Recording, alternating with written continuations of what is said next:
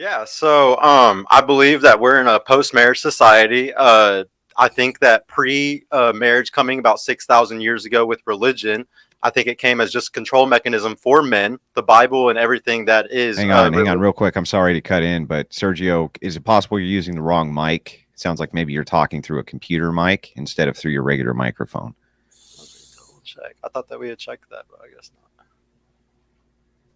It actually sounds pretty fine on my end, but yeah, you can double check Yeah, that. my settings are correct. So yeah, I'm not sure why that's for you, man. Okay. Never mind. Go ahead. I didn't mean I'll, to interrupt. I'll equalize it on my end as well, so you guys should be good. But okay, anyway, kick it back off in, Sergio. Yeah. Okay. But yeah, I think we're in a post-marriage society. I think pre 6,000 years ago for Homo sapiens for about 100,000 years. So for about 95% of our time, 94% of our time, I think that we did something called interchangeable monogamy or serial monogamy, serial relationships. Because I mean, that's just was the norm before marriage. There wasn't any type of control mechanism on men. Marriage is a control mechanism. That's why the man gets down on one knee to propose to the woman. It is all for the man to submit to her and give her all the leverage in the relationship after that point. I think that it is the greatest thing in a good society like we had for the last 6,000 years. And it was great to push us up to the point that we're at right now. It's something that we definitely needed, and it definitely is the best route. But in a post-marriage society, when body counts are at where they're at, when marriage divorce rates, the marriage rates are as low as they are, we have to start looking at other solutions for things because not everybody's going to come out in these perfect relationships and I'm doing everything how we want it to be or how we wish it to be. So we have to start coming up with solutions for if it's not going to be perfect. I would love for us to come up with other solutions where we change the laws and we change things to make marriage have more incentive. But like I said, as of right now in this post-marriage society, until we change anything, I don't think that men should be getting married. Unless you find a unicorn. If you find a unicorn, I think that you should go for it. But I don't think most of these men are going to find a unicorn. Okay, Andrew, kick it off.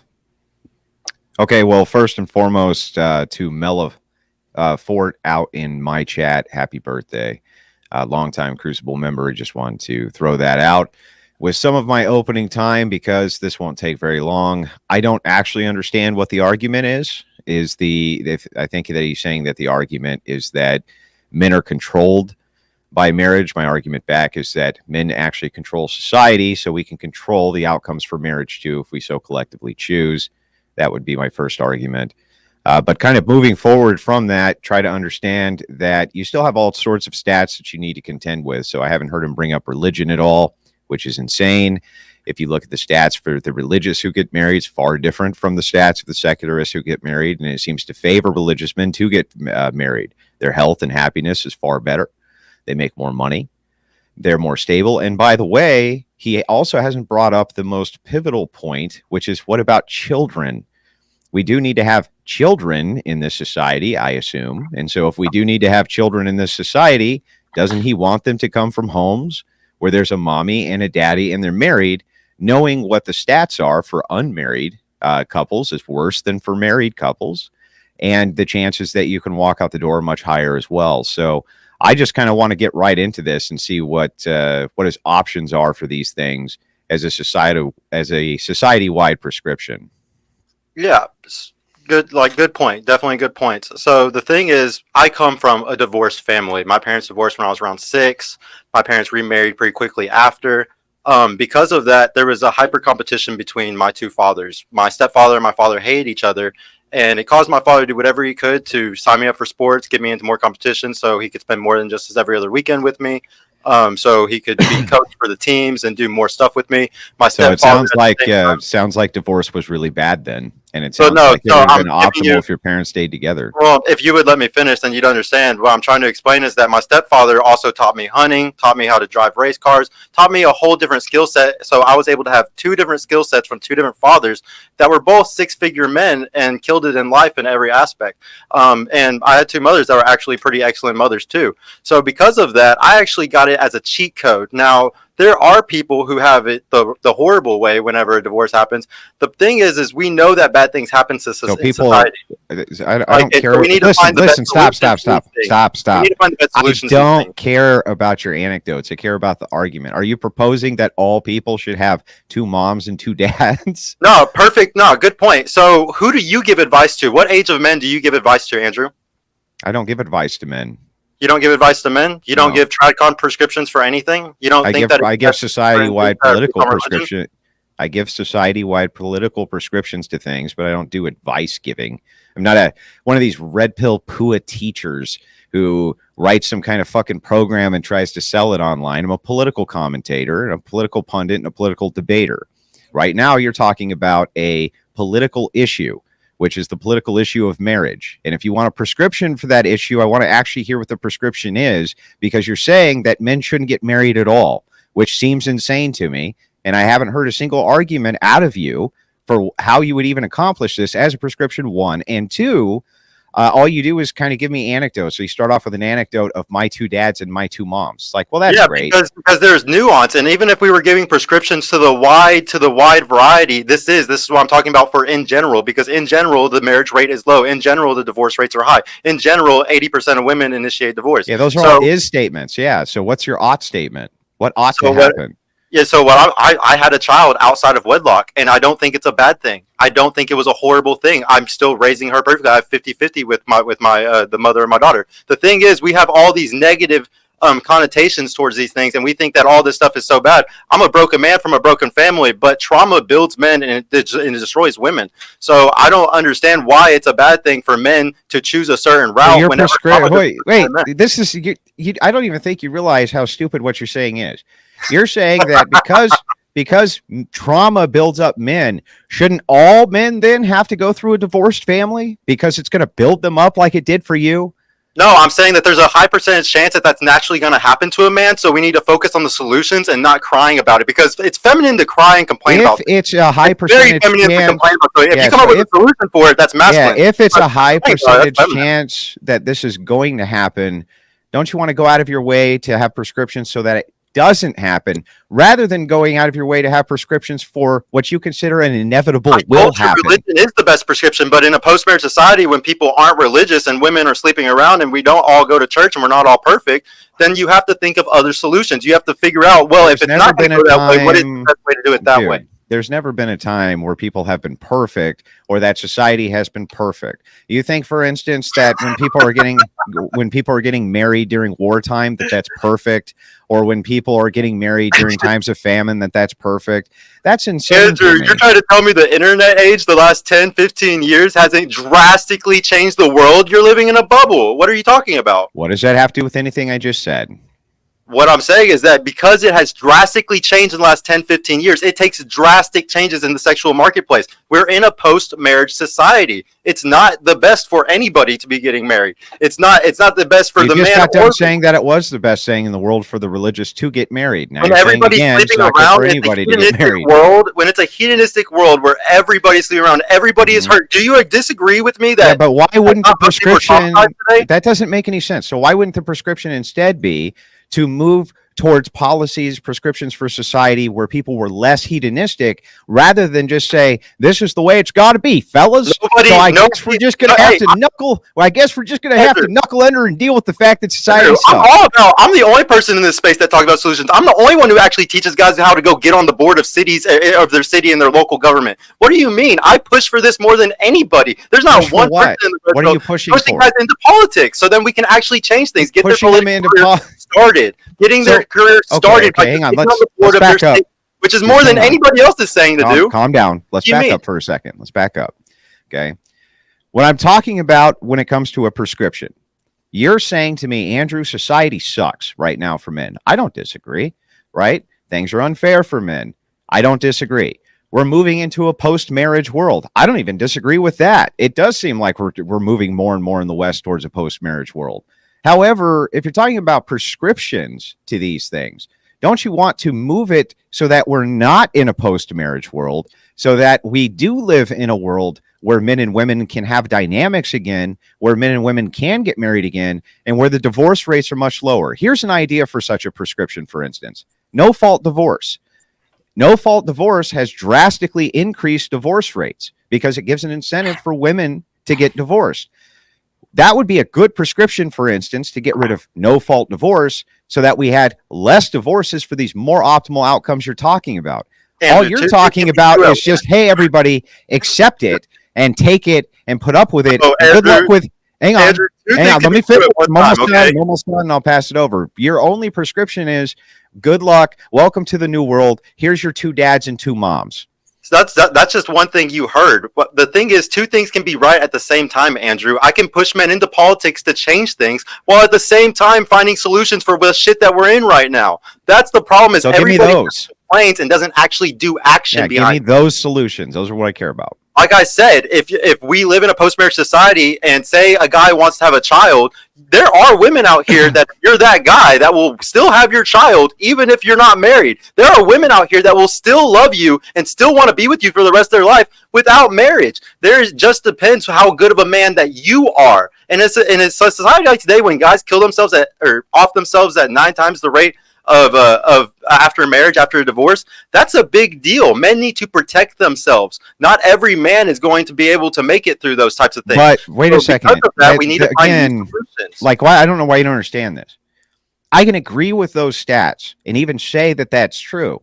But then when I look at the root cause would seem to be divorcing. Divorcing seems to be the root cause. So if I have prescriptions, don't get married. Hang on, stop. So if I have prescriptions to eliminate that root cause while keeping intact all the benefits of marriage, especially with children, that this would be like no fault divorce would be one of those causes. There's other causes that I can give you as well that would be very helpful to solving this problem. Mm-hmm. Again, your only prescription here seems to be just accept that this is the world and there's nothing you can do about it. But at the same time, you talk out of the other side of your face and say, but I am pushing men to do something. What are you pushing those men to do? To do exactly what you just said. We can all agree. I'm not that different from you, Andrew. And like I said, like, don't like straw man. I'm saying that both things can be done at the same time, okay? Both things can be done at the same time. You could sit here and push men into politics and do the exact laws that I agree with you on should be changed, while at the same time having, because we can't just click our fingers and the law is changed, okay? We can't just do that. So because of that, you have to have 2 things. 2 things can be right at the same time. Do you even know what the process of changing a law is? Could you even tell us what that is? Do you think that I need to be able to do that for me to be able to push people to make a law change? I mean, you just got done making the statement that, oh, hey, man, you can't just snap your fingers and change a law. What do you think the process for changing a law is, sir? It's actually having these types of conversations, but at the highest These types of conversations change the laws, huh? Well, that's the process. How are you supposed to change the laws if people don't even know for the best solutions? And if nobody's even talking about those solutions and it's getting viral. That's the problem with the world today is nothing So why don't you just say, no, Andrew, I don't actually know what the process is to change the law. No, Andrew, I don't even need to know what the process is my point. That sounds about right. I don't even need to know. Yeah. Okay. If you think that I need to know, you're going to do both. You're going to do both. You're going to do both of these things at the same time. You're going to do one of these things, both these things at the same time. One of these things you don't even know what the fucking process is. You're just making shit up as you go. Andrew, if you think that, grandstanding and thinking that you're above somebody because you understand how laws are made, and I can't articulately tell you right now, it's hard to articulate this stuff, isn't it? I'm not articulate enough to be able to. One day you'll be able to articulately tell us how to articulately laws into existence. Hey, man, are you married? I am. So everybody probably argues from the point of view that they are, that they're living. And would you want your woman to divorce you? Do you want to be divorced? Do you want to stay together for the rest of your life? Yeah. Okay. Well, if that's what you want, then don't you think that telling other men to do something similar just because it worked out for you is kind of damaging when we live in a society that's not how it's working out for other men right now that are younger than you? No. Why?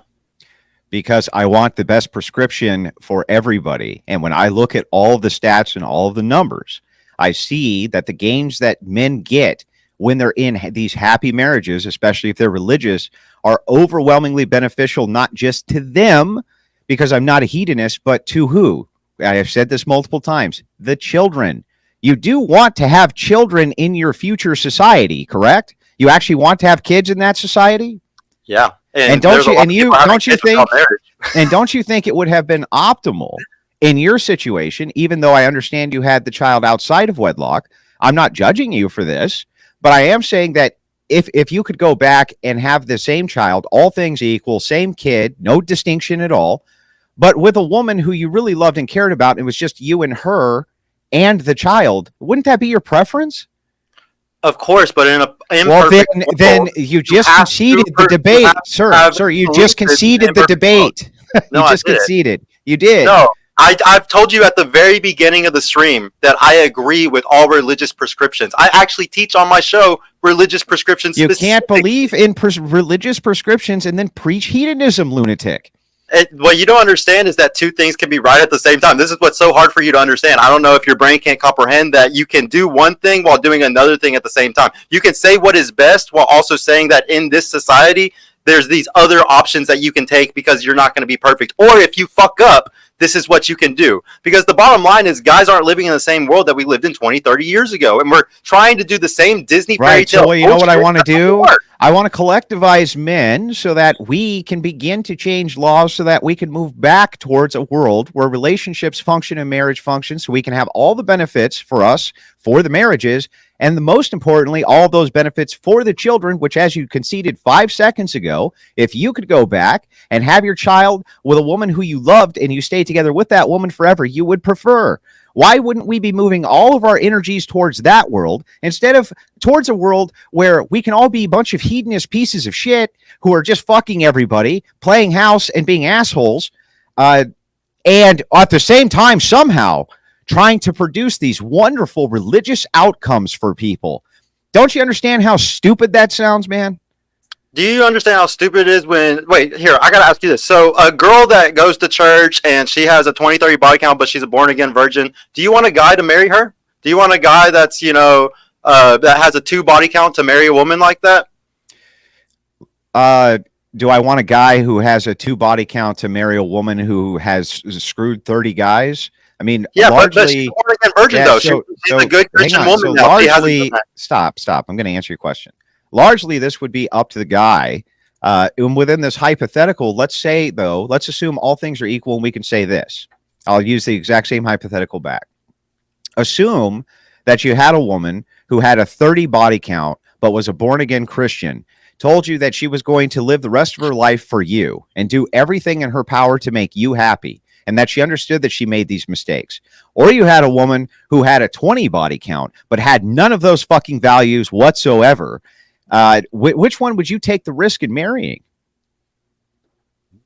Neither. You find one that's younger, not the hypothetical. The hypothetical is bifurcated for a reason in order to probe your logic to find out if it's consistent. If you only had those 2 choices, which one would you pick? Obviously, the one with the good morals. Right. Right. So what we've established then is that morality is the preference of the day. And so that's what we ought to be striving for. So will you answer like mine now? I did answer yours. So which one would you... So do you want a guy that has a low body count? We'll just say a low one. We don't have to say 2. He just has a low body count to be with a woman who has a 30 body count if she's a born-again Christian woman? If she loves him and she's going to live her life for him and he loves her back and they have a wonderful family together for the rest of their life, that's what reforming is about. That's what that is literally about. Sending men into the fire. That's literally... How? It's your preference too. Did that for 30 bodies and then matching her with her social calibration compared to a man that's only been with 3, 4, 5 women. It's not even close to the same. She's going to run laps on him and take full advantage of him. How can you even say that that's okay for men to do that? So you're asking. That's why I'm bringing up that's the problem with marriage. Is because you're getting into the fire if they're going to marry women like that. Stop spurging. Listen, you're talking about optimals here. Okay. In this particular case, you could make some case it's not socially optimal. Sorry. It's not socially optimal for them to do this. Okay. I can concede that that's true. But then you have to answer this. Are they doing anything immoral? What do you mean? Are they doing something immoral? Like, is the woman doing something immoral? Or is anybody of these parties doing anything immoral? Well, no. I'm just saying I don't fucking care. You gotta understand that telling guys that have a low body count to be with a woman that get married to a woman that possibly is a born again virgin with 30 bodies. You just said there's nothing wrong with it. You That's what's literally happening, just though. said You there's wanna know nothing who's wrong with getting it. married? The people getting married right now is that exact scenario I just said. A guy with a low body count, beta bucks dude, with a woman with a high body count, and she's gonna run game on him for the There's rest of their life. but there's nothing immoral about that, right? No, it's just horrible for the guy, and he's gonna end up hurt, and he's gonna end up the one offing himself 9 times. So you're saying that guys should do what's in their optimal interest. Okay, but there's nothing inside this situation which is immoral, correct? I don't see how that has anything to do with what. Because again, why is it that you're not striving for the most moral system? Because within the confines of the moral system, we have the best outcomes. And that's what you want is an outcomes-based society. That's what you just said. That's what hedonism is. You want outcomes to be really, really, really good. You already said that you would have the preference of the moral woman, even over the woman who had the lower body count, who had lower morals. So if you don't see anything morally wrong with it, I don't even know why the fuck you're teaching it. Well, let's change it around then. You said 20 and 30, which is a really stupid number. Honestly, let's say 5. If the girl had 5 but bad morals, I would choose the girl with 5. Because you don't understand that most people aren't living a moralistic life today and going to church. So because of that, you understand somebody can be a really good person and not be all crazy about morals. The thing is, a girl can have a low body count, and that's a sign of her having good morals. So if she just has a 5 body count, that's the problem. Is you're assuming that guys have a choice between a 20 and a 30 body count girl. No, they have a choice between a 5 body count girl. This is great. Actually, this is good. Now we're making progress. So it does sound like you think that if a woman has a lower body count, one of the reasons your preference is towards that woman is because you think that that's a good sign of virtue and therefore morality. Hey, that's great. And if you think so, then you think that it's a moral prescription, Sergio. You understand now? You think that this is a moral I'm just saying that your example was horrible because you put 2 numbers right next to each other. That's why I made mine so broad. I said a 5 body count guy with a 30 body. It makes it. It wouldn't matter if it's 1 to 2 or 2 to 20. Oh, trust me, it does. If we look at, I'm sure you've seen the stats. Not for the purpose of the hypothetical, man. After 20 bodies, it is a big deal. I'm sure you've seen all the stats. After 20 bodies, but do you realize? Don't you understand that within the confines of the hypothetical, to test the logic, it doesn't matter. Now, if you're going to map it on to like reality, this is what's real. I can concede the point because it doesn't matter if you're mapping it onto a hypothetical to test the logic. You understand the distinction there? Yeah, but I'm still gonna stand on the fact that you're sitting here trying to say that that it's no difference, or that the morality for a woman with 30 bodies isn't, as long as she's a born again Christian, it's fine. Like that's good. That's asinine. That you even say that like guys are listening to that right now, and it's okay to be with a woman like that. You're not even tracking. I know if she's moral. You said if she's moral, right? No, bro, you said that when I asked you that question. You said that would be your preference. No, but then right after that, do we need to rewind the tape, bro? Yes. You literally said that it would be okay as long as she's moral for a guy to choose that, or it's up to the guy to choose. You said it would be up to the guy to choose. It is up to the guy to choose. But if she's moral, that's a good choice. And no, it's not. She's not moral. Then you can go get a younger woman with 5 bodies. So it's immoral. So it's immoral. It's not that hard. Yes. So it's immoral. Okay, yes. If a woman has 30 bodies, okay, and she's a born-again virgin, she's not moral, bro. She's just chameleon. She's just a chameleon, okay? So no, I teach guys literally how to go find young women, and the whole reason why is because they don't have high body counts, and they haven't had trauma yet. So hang on. So backing up. So if a woman has a 30 body count and is a born-again Christian, your exact words just now were, that means she's immoral. However, when this hypothetical is put to you versus a woman who has low moral character as a 20 body count, not a born-again Christian, your preference is still the immoral Christian. Okay, let me explain this to you since it's, and let me dumb it down for you a little bit. So here's the thing. Every study shows after 20 bodies, the woman's fucked, okay? So when you give an example like that really dumb example with 20 and 30, yes, obviously, it's basically the same thing because they're both fucked up women. They're both already over 20. That's why I said, you still prefer the one that's a Christian, right? Because they're both fucked at the end of the day. They're both fucked. They're both screwed. Okay, got it. Stop spurging, bro. You have to stop spurging. So back to this. This is begging the question: what makes the woman who reforms, becomes the born-again Christian, and then refutes her past and says, I no longer want to be this woman, right? I'm no longer going to do these activities anymore. Yes, I fucked up, but I'm not going to do it anymore. Why is she immoral? Because she should have thought that 15, 20, 25 bodies ago. So she's currently immoral, even though she has recanted this activity, no longer engages in the activity. She's always, for the rest of her life, immoral because of these things she did before she cleaned up her act and reformed. If you're somebody that has anything to lose, wouldn't you want to have insurance and make sure check the Carfax, make sure that it's like a good thing on paper? And that's not good on paper. Any man would say that it's not good to be with a woman who had the want to do those but this things is not my question, though. I just need you to focus on what I'm asking.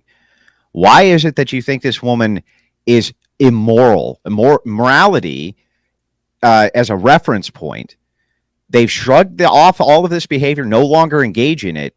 But you just got done telling me this woman is still immoral. Just the fact that she did this at all, she's always immoral. There is no path to redemption. She is forever an immoral human being. Now, do you honestly believe that? That's not. So this is why I'm going to explain it to you again. So It's a percentage chance thing. If the percentage chance is higher with this woman of divorce, of bad things happening, then you shouldn't give them a chance. I don't care about the morality. I don't care. It's a statistics game. And as men, we need to be looking at those types of things. You can't just go into it blind and thinking, I trust her. It's no big deal. She might have made mistakes in the past, but she's morally good now. But Sergio, it is about the morality, though, because what you're really focusing on is bad outcomes. And you think bad outcomes are bad. If you think a thing is bad, you think it's immoral. If you think it's good, you think it's moral. That's how that works. So bad, immoral, good, moral. So if you think these things are bad, you think they're immoral. For instance, I think getting a divorce is bad. So do I think getting a divorce is immoral? Yes, right? This is what I'm talking about. Could there be reasons for getting a divorce which are good? Yes. You see what I'm saying? So when you make these kind of bad and good prescriptions, fair enough. Okay. I agree with you that probably you shouldn't be trying to run around and find women who've humped 20 fucking dudes or 30 dudes or 40 dudes or even 10 dudes. Probably far better and far more optimal not to do these things.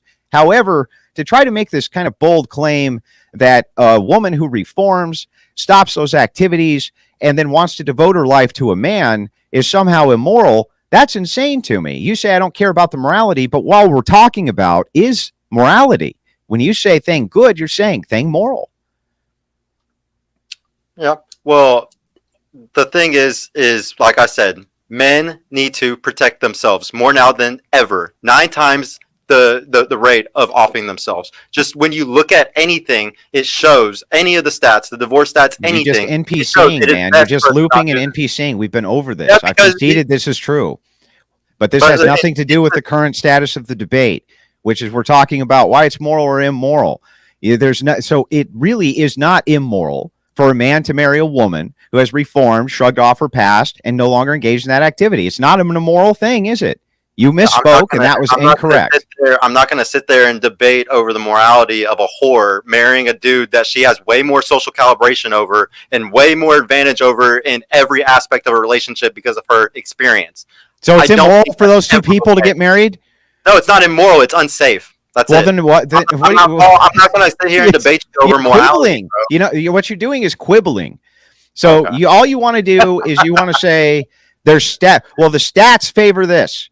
Okay, but I've conceded the stats favor that. So we have to get to the underlying. Do you understand that we have to get to the underlying reasoning behind why the stats are doing this? Right? Why are the stats bad? Why are they sloped? Why are these things good? Why are they bad? Are you even prepared to have that conversation? Because interchangeable monogamy was the rule for most of human history. That's why nothing works. Marriage is not good for men. That's why it never usually ends up working out. Hang on. A man wants to have multiple women, so it's never good for a man to get married. If a man is more likely, let's try the interchangeable morality. It's not good. Let's start with interchangeable monogamy. Let's clarify this, and then maybe I can pinpoint down on this or hone in on this, because this seems to be something you say a lot. So interchangeable monogamy to Sergio means what? multiple relationships within one lifetime, not just one person that you stay with for your entire life. Okay. And you think that this is the historic standard? It was the rule for most of history. Okay. Where? Pre 6,000, 8,000 years ago. That if you recorded history started 5,500 years explain. ago. No, I'm saying Yes. that if we just look at evolutionary psychology and we just look at what's been found, we can easily find these things. Like you could, there's Evolutionary psychology, huh? Yeah. Do you not like evolutionary psychology? Well, it's bullshit. So no. You don't like evolutionary psychology? Yeah, it's so not. Its foundation. Its foundation is completely and totally founded on evolution, right? Evolutionary psychology. You don't believe in evolution? No. Oh, are you a fundamentalist? Well, are you a fundamentalist Christian? No, I'm an Orthodox Christian. I mean, it sounds pretty fundamentalist if you don't believe in evolution. I don't even think you know what fundamentalist means. Oh, no, I know what it means, but most people are Christians today, and they're actually fundamentalist Christians, but they act like they're all these other different sects. No, you're just a fundamentalist. Anybody who reads the Bible so you don't know what a fundamentalist doesn't believe in evolution is definitely a fundamentalist is somebody who believes that the Earth is only 8,000 years old, or thinks that the dinosaurs were never here, or all that stupid shit. That's what a fundamentalist is, huh? A fundamentalist believes the Bible literally, okay, and that's what you're basically doing. It sounds like you don't that's what a fundamentalist is. You don't believe in evolution. You don't even know what the fuck you're talking about. But you know what?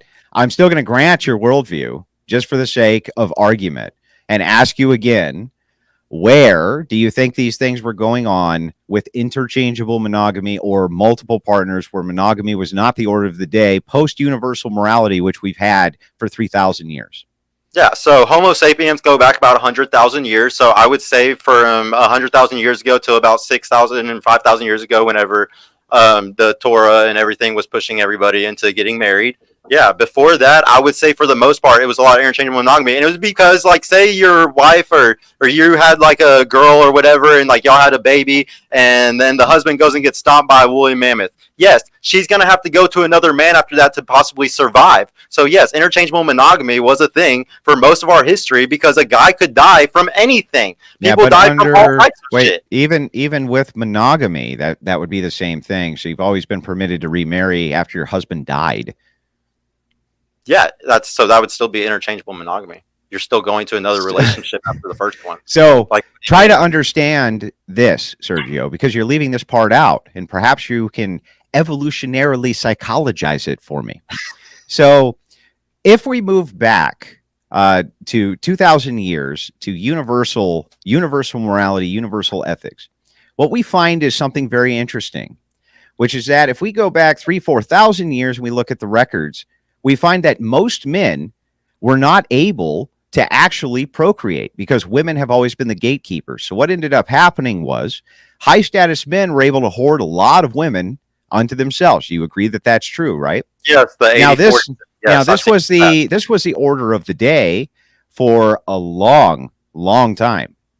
Mm-hmm. What we find, though, that's so interesting is that once the ethics move over to Christian ethics and universal ethics, now there's enough women readily available for all men.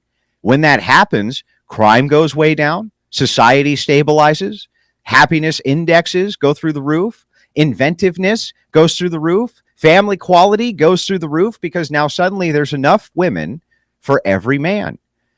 That sounds like it's highly optimal, even via your evolutionarily psychologizing perspective. Not only that, but try to recognize that if you believe in evolution, which you do, then the pinnacle of your belief is that human beings had to have evolved towards monogamy. We had to have evolved towards it, or we would never make laws or anything else regarding it in the first place.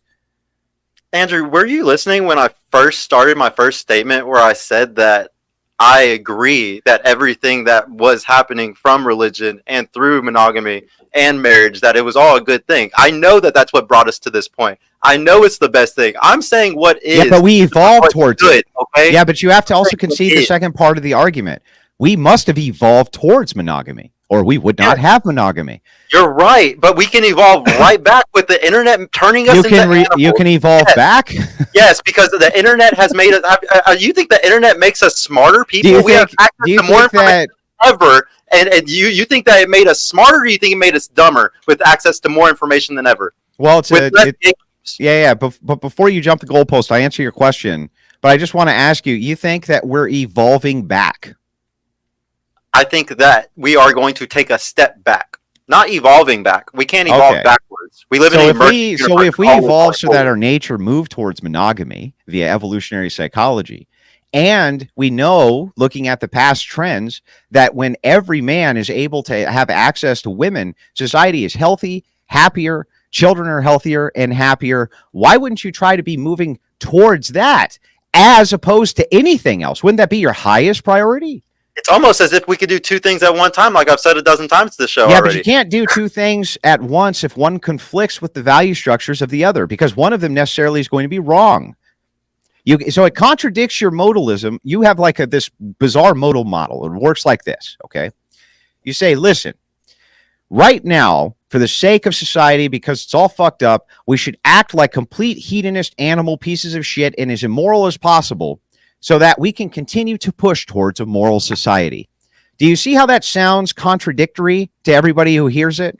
You're saying all the values that I want, all the things I want to strive for, all the things that make society good that we should be moving for, fuck them. We need to live in the now, ladies and gentlemen. Do what's good for us right this second while we move towards that society. Don't you think you've moved towards that society through behavioral adaptation of even the few of us who understand that that's where we need to go, living that lifestyle and being trailblazers for the ones who come after us, rather than just giving in to, oh, well, society's fucked up. Fuck it, I guess. Andrew, every night on my show that I do a panel, I teach these women the religious prescriptions, so they do exactly as you just do you tell them that fundamentalism means I is believe in the Bible?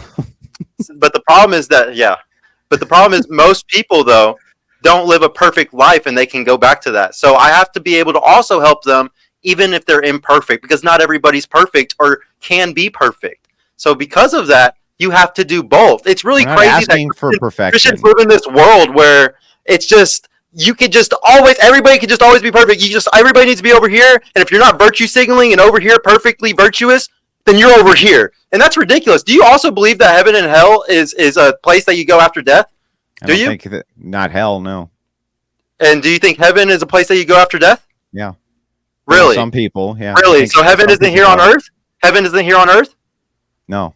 Hell isn't here on earth? Well, we call it, if you're talking about the eschaton and what you would consider heaven, then no. Crazy. Yeah, see, this is the problem with Christians today. They don't even understand Christianity. They don't even know their own. It sounds like one of us doesn't understand it.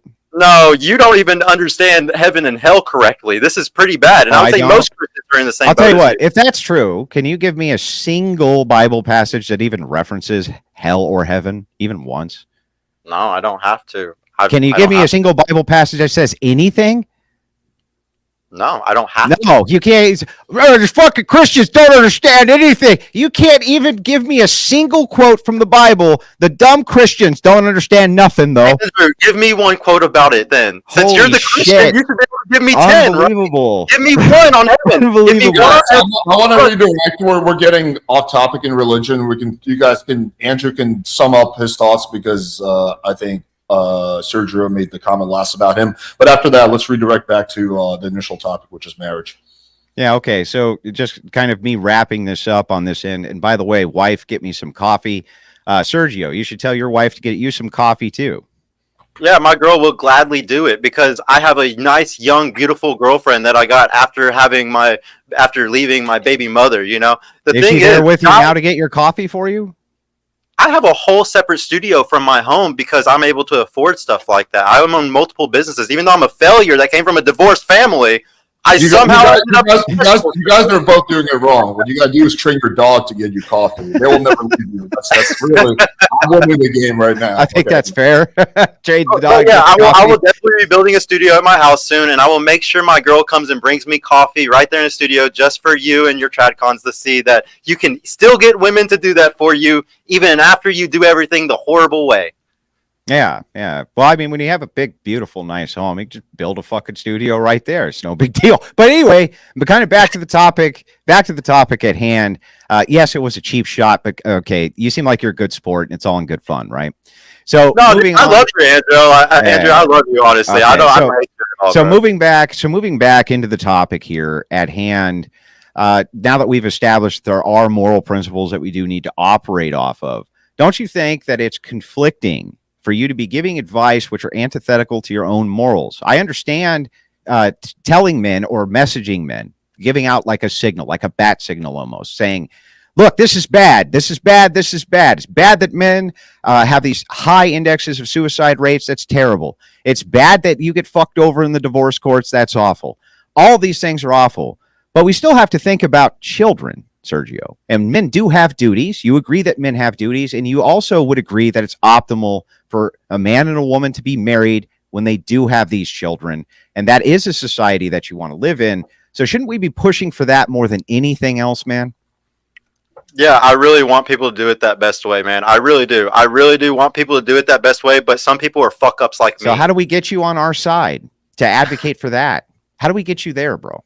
I like I said on my night panels, every time I tell these girls the best bet for them of a guy is a good beta bucks man that's not going to leave them, that doesn't sleep around, that doesn't have access to multiple women, and is just a good man that is never going to leave you after the child comes. I really push for everything that you push for. I really do. I give probably the It doesn't same sound like it. no, I do. The problem is that I understand, like I said, that there's people in my situation or people in shitty situations, baby mamas, are also like not even just baby daddies like me, baby mamas too, that did it wrong, and they need help to get back in line with whatever Coffee's works the too best hot. for I gotta their fire life. the help. You know, I really want my coffee at a perfect temperature. Okay, go ahead, man. I'm sorry. I That's what just you need a dog for. Yeah. Anyway, but no, it doesn't sound like you are. It sounds like you're saying that. I get one aspect of it where you're trying to kind of give a descriptor for problems. So one of the broad reasons I like talking with the Red Pillars and the Manosphere people is I think they give excellent descriptions for issues. It's the prescription portion of it that I have an issue with. It's the prescription problem that I run into that we really have all these contentions with. So I don't have any problem with you giving descriptors of societal issues, and I think that that's God's work, right? We need more of that. But when it comes to prescriptions that favor children, favor the family, can you give those to me and what you advocate for and what type of prescriptions you're moving towards?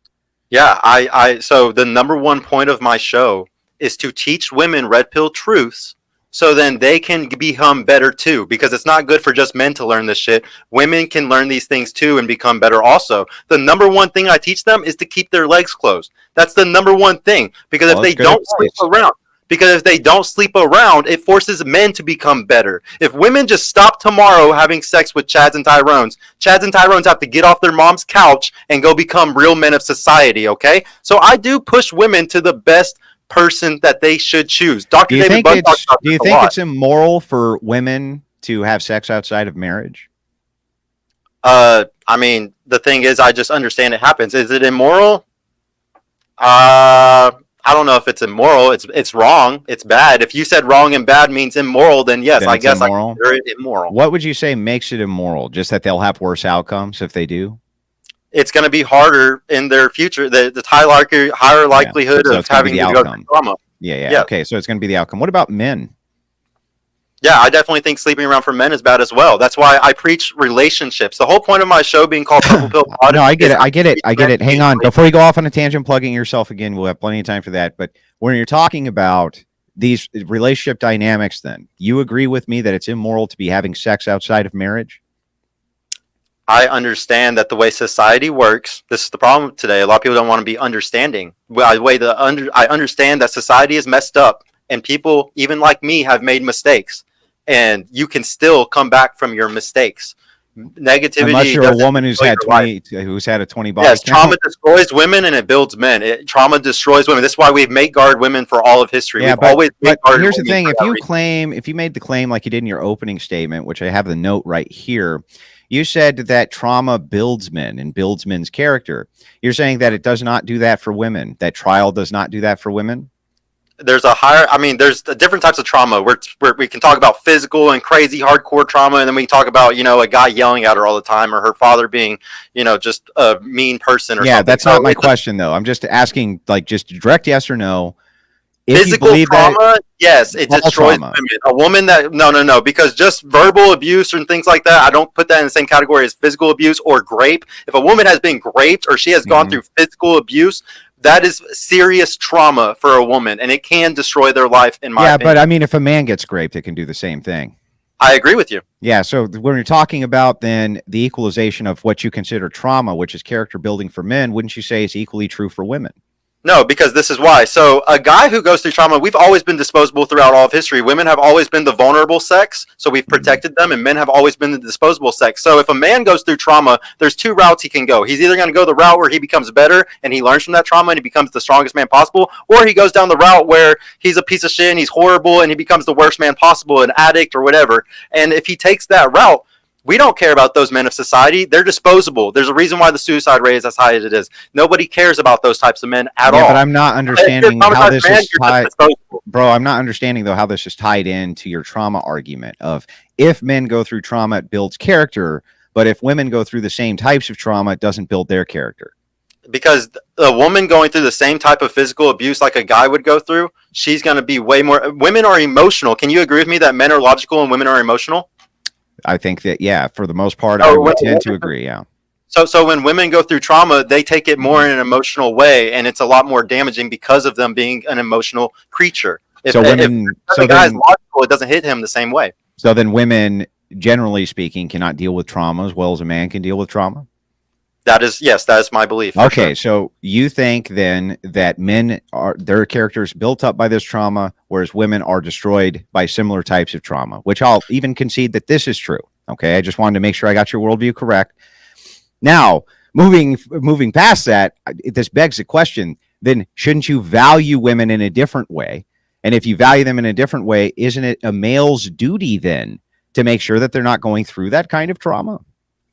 Absolutely. So I speak on this a lot. Men are supposed to mate guard. All women too. Mate guarding isn't just for your spouse. Mate guarding is what fathers did for their daughters, what brothers did for their sisters. Yes, we are absolutely supposed to protect and mate guard women. Women don't want to be protected today, so that's a little thing that's stopping that from happening all the time because they want to be men also.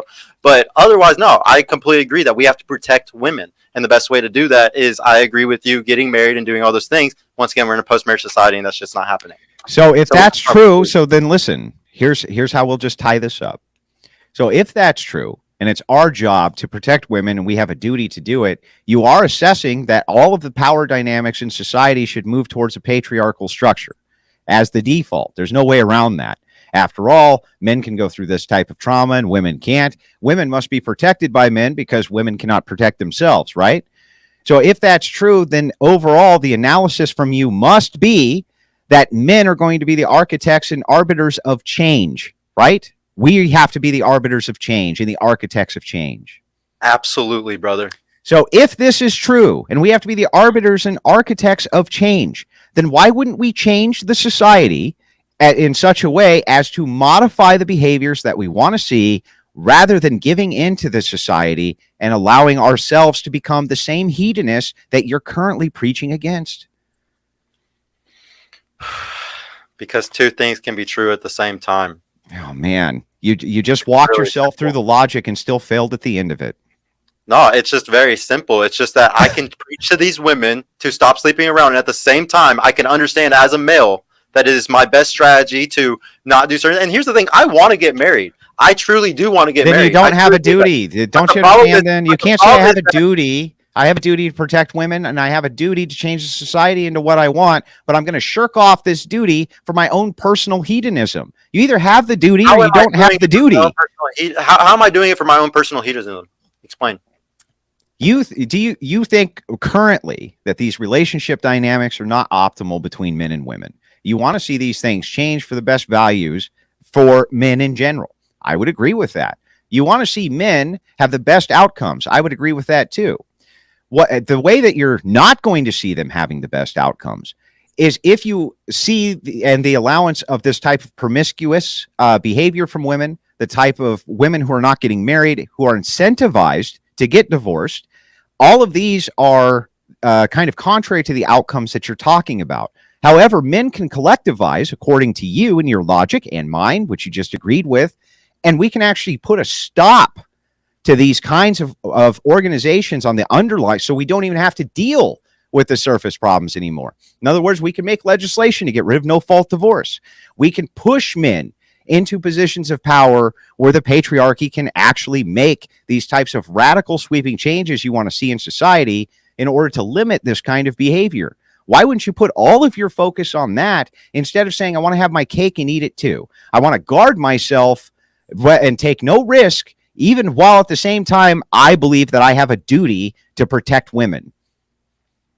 Because the strongest point that I have to push behind the fact that the laws need to be changed is I'm one of the many men that want to get married very bad, that want everything to be different, to give more incentive for men to do that. I want that for you, man. I want that for you.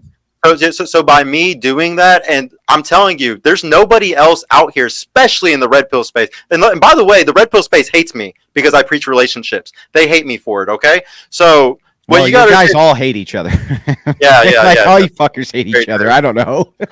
Very true. But at the end of I haven't seen any of you guys who ever get along. I think I get along with Alex, and we have some of the most conflicting worldviews you've ever seen. I feel like I get along better with him than he gets along with people who actually agree with his worldview more than I do, to be honest with you. Probably true, but well, it depends. There's a lot of people I get along with, but yeah, there's a lot of like catty fighting and like little mean girl type of shit. Yeah, he said this about me.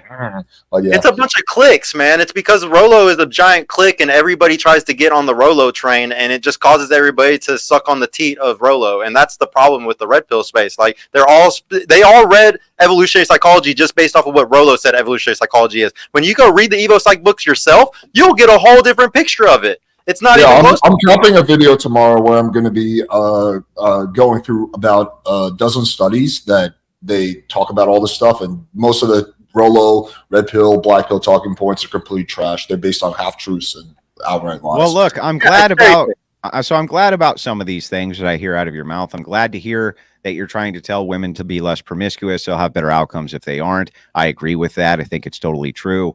I agree broadly with a lot of the descriptors that you have. But when we come to prescriptions, I really don't understand why you wouldn't focus all of your energy on reformation of society to the benefit of all men, rather than giving them a conflicting message which says, hey, guard yourself, do everything in your power to not really participate whatsoever.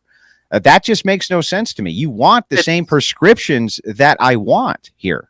Yeah, no, it's more of a strike. It's more of a strike as a man of saying, look, until y'all change this shit, we're not going to do this anymore. We're the games. Architects of change. We don't need to strike. We're the patriarchy. We just go in, we legislate this shit, right? We don't have to fuck around and go on strike until women agree. You know what I mean? Andrew, I have a guy who's a mentor in my program, okay, who comes on my show often, who ran for Senate here in Texas. His name's Dr. Matt. Shout out to Dr. Matt Rastami. He's an eye surgeon. I bring that type of stuff on. I want he's a married man. He literally pushes for as trad cause as it gets. He wants all these things to change too. Mm-hmm. I'm pushing men to get into their city local governments. Nobody else is doing that. Stop telling them to not get married. Tell them instead to find high value women to marry. And yes, I understand. I tell them if they find the right girl. But also, shouldn't you be realistic and tell a lot of men too, right? That hey, look, you might want to settle because you fucking suck. There's a lot of men out there also, and this is like kind of hidden out in plain sight, who fucking suck and probably should settle, right? So the thing is like I say all the time. I agree with you. Yeah. I think men suck today. I think women are sucky because the men suck. I think the women would be great if the man were awesome, because women fall into their femininity when the man is in his masculinity. No men are masculine today. So come over to our, hang on, we're almost there. So come to the dark side, the non-degen side, get rid of this non-positive messaging which you have, and instead focus all of it on, throw it all on red, man. You know what I mean? And let's move society towards what it is that we want to see. No, the degens are way more fun. Stay with us, dude. I'm gonna do both, bro. I'm gonna keep. If you ever want to check out my show, what I do is I give prescriptions. I checked out your show. I watched one show where you told men to spray cologne on their fucking car so that women would remember their smell, so that they'd be more likely to have sex with them later. That was one of my mentors that came Come on, on, man. That shit was lame. That shit was fucking lame, you dude. didn't even just quote me. You quoted one of the guys that came on my show. I support that. Listen, let me try to bridge the gap here. You guys are actually not far off at all, but here's the big difference. Sergio's position is that, hey, in an ideal world, an ideal society, marriage totally makes sense. It's the ideal thing. But we are not in that society, and the way things stand now, until there is change, we can push for that change. We should legislate for that change. Hang on, I got to cut in for just a second. I'm really sorry, Alex, but my live chat just a second ago hit 404, which I feel like is a poetic number for you guys. But anyway, go ahead. What is for? You mean 304? That would be the poetic yeah, number? it was a 304. Fuck, 304. Fucked it up. See, that's I don't even understand the fucking degen lingo. Anyway, go ahead, Alex. I'm sorry. Okay, yeah, I just want to bridge the gap because you guys are not far off. So what Sergio is saying is that, and correct me if I'm wrong about any of this, Sergio, is that, hey, listen, ideal world, marriage, great idea. I would support it, and I think we should push legislation. We should be political in order to make laws better and blah blah blah and blah blah and make men better. However, at this current point in time, the way things stand, I think for the majority of men, marriage is a dangerous proposition. Versus what Andrew is saying is like, well, no, I still think that marriage is even the way things stand now. I agree with you that things could be better and we should push for that. But even the way things stand right now, marriage is a good idea for the majority of men. That's the disagreement. You guys can correct me if I'm wrong about your position. It's a good idea for the majority. It's a good idea for almost every man I can think of. Exactly. As long as it's to a virtuous woman. But to kind of Sergio's point, I understand that there are less and less virtuous women to choose from. I'm not disputing that that's true. But kind of the crux of my disagreement at this point is that it seems like Sergio agrees with all of my value structures, agrees with the prescriptions that I'm after and things like this. But on the other hand, is also preaching towards men to not get married. He's telling them, in fact, he told me in DMs specifically, I want no men to get married ever. And when questioned here, he says, it's because we're on strike. Well, no, Sergio, you don't go on fucking strike. You go out and you change the society like the leftists did that fucked this whole thing up to begin with, like the progressive communists did that fucked it all up to begin with. You don't go on strike and just let them continue their bullshit, man. Wait, Sergio, were you being hyperbolic, or do you actually feel that no man should get married? I think that there's always going to be beta men that are going to get married, so we can't stop all men. But if I could tell all men to stop doing it right now until we get some real change going, oh yeah, I would definitely say all men just stop right now until we get some real change going. Because right now, insane. That's insane. Let me try to bridge the gap. But it sounds like earlier you were agreeing with Andrew that, hey, if you are one of those rare guys who meets a really virtuous woman, I think for you a big metric is body count, who's a virgin, she has all the values that you are in favor of. Just low body count is good enough. It doesn't even need. I teach guys how to find a girl with a low body count. I think that you can. I believe I found a unicorn. I believe I have a formula to find unicorns. Most guys don't, though. Most guys use dating apps. Most guys go to church. Most guys go and just find women at the worst places possible. Church is the worst place to find women. Yes, I think that the church is one of the worst places because you will find those born-again virgins, those women, 30, 40, and 50 body counts that think – I actually see them all the time come on my show, and I see them go to church on Sunday, and then they're drinking Sunday night, and Saturday night they were out the night before. These women are not virtuous women. They're not good moral women, but they sit there and they act like they are because they go to church. They go to church here in Dallas called Social House, and it's literally like a party, bro. It's literally like a fucking club in there. And that is a good time for me to bring up this super chat. I was going to bring it up later, but this dude actually said something similar to what you were saying. I'll just put that out there and leave it at that. Okay, anyway, keep going, Sergio. No, I lost track. But yeah, I was just saying that the women, they're not the same at those churches, man. Like I used to go to a non-denominational. The thing is, Andrew, I used to be a strong Christian when I was like 13 years old. I used to go to a non-denominational. Yeah, we need to get you back to that.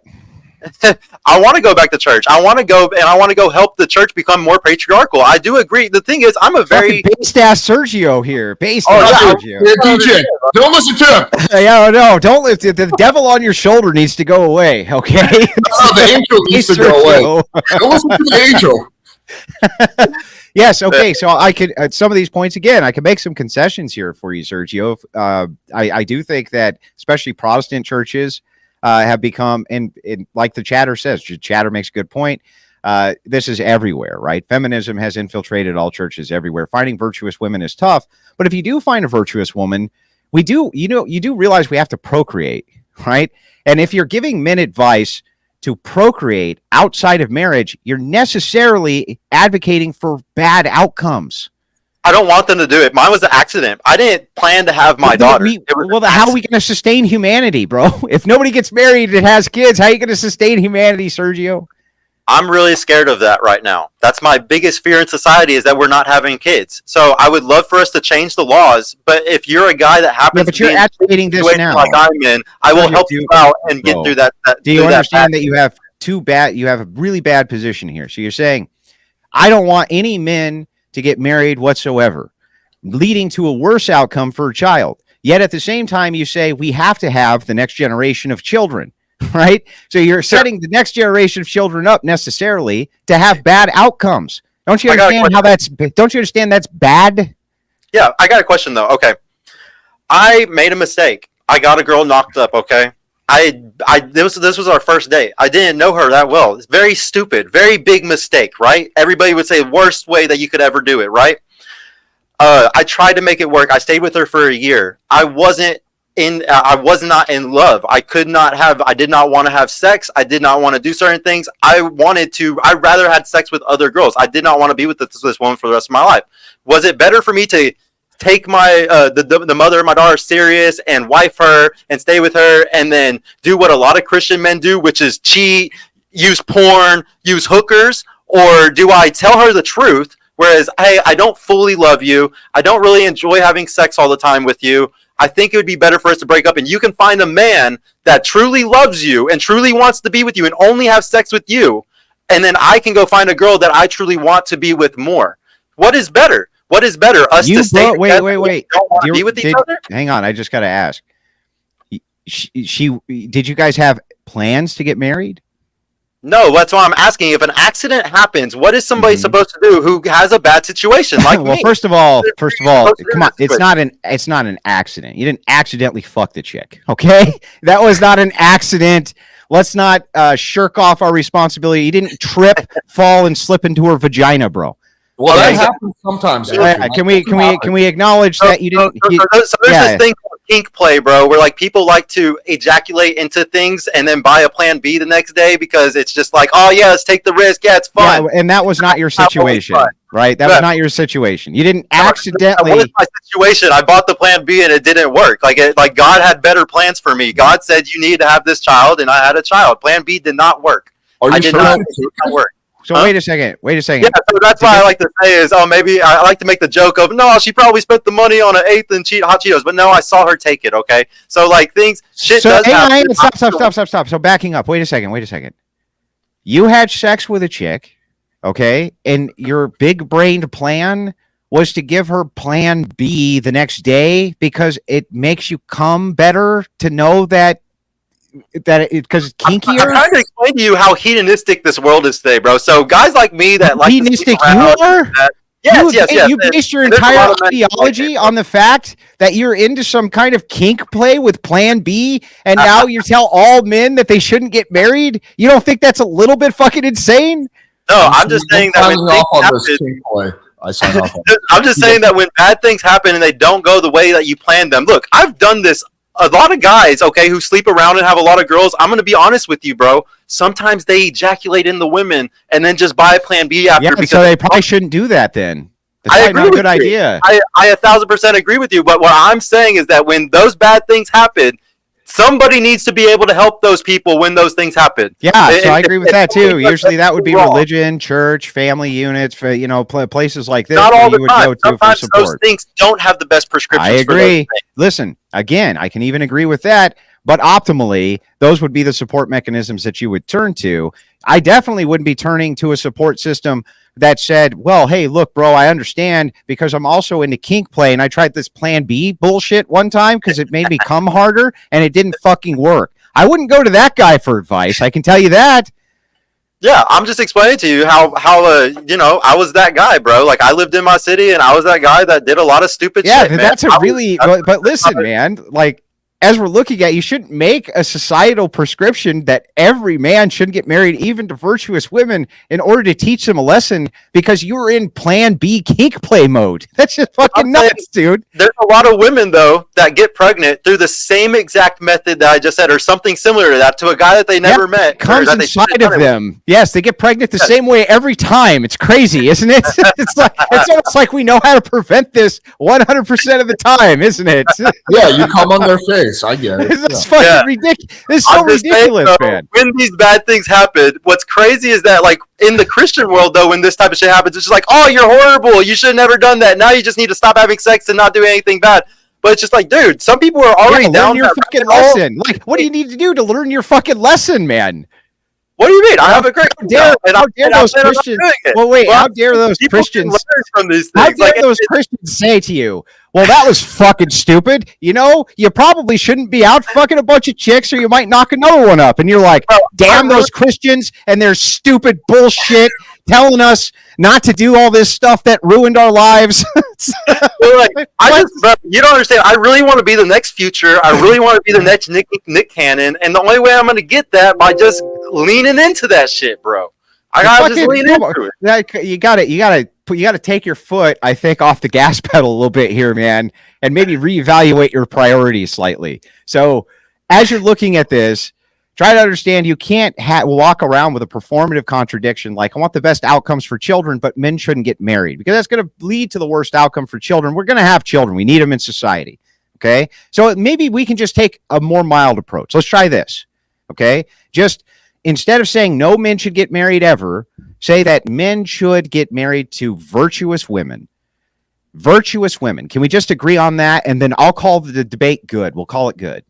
Yeah, I will say that for now on, guys, you can get married, but she needs to be a unicorn. Yes, no, I will virtuous. There are virtuous women, and they're not unicorns. Didn't you say in the intro that your two moms were virtuous women? Yeah, they were great. 40 years ago, though, the times are different now. The times are not the same. We do not have virtuous women. Were your two moms always virtuous women? I don't know what they were like in their younger years, but they were virtuous as mothers. They were virtuous as mothers, but maybe not in their beginning years. So it's like, no. I'm saying I have no idea. I didn't see them when they were young. There are still virtuous women. They're not unicorns. And I think that even saying that is ridiculous. And saying, hey, it's out of reach for everybody to find a virtuous woman. I don't even have a problem with you saying it's rare. Fine. You can even say it's rare, but it's not unicorn rare. I just want to know where people go to find this, though. Like, I honestly want to know. Let me pose this question real quick to both of you, because I think it's going to stimulate discussion. What percentage of women in the United States do you think are virtuous? Just a ballpark. You don't have to like 21.7%. Just a ballpark. What do you think it is? 1%? No, one woman. My wife. Okay. Well, no, but like, okay, that's fine. But like, what's the real answer? What do you think? What do you think it is? I have no idea. If I were to give a guess on it, how many women wanted to kind of follow virtues, they would have to probably come from intact families for the most part, but even then, there's a lot of failure. I would say probably very low, very, very low. Maybe 15%, something very low. Okay. That's actually way higher than I thought you were going to say when you said very low. Okay. I'd say, well, if I mean women who follow serious virtues, I think it's low. It's not taught to them.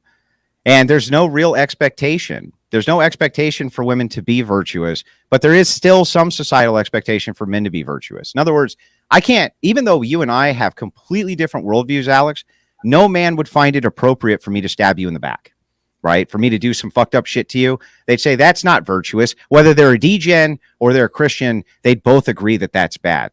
You know what I mean? So I just feel like there's more pressure on men still to be virtuous. And I do agree that we need to do something in order to start moving the Overton window so that we can have virtuous women. I just don't think that the answer is to say never get married even to a virtuous woman. And the other thing is I think that women can become virtuous over time. You might, you know what I mean? You might get married young and you might have troubles in your relationship. But if there's no infidelity and there's no abuse and things like that, virtue can come over time and work and effort. And I think that that's necessary to acknowledge too.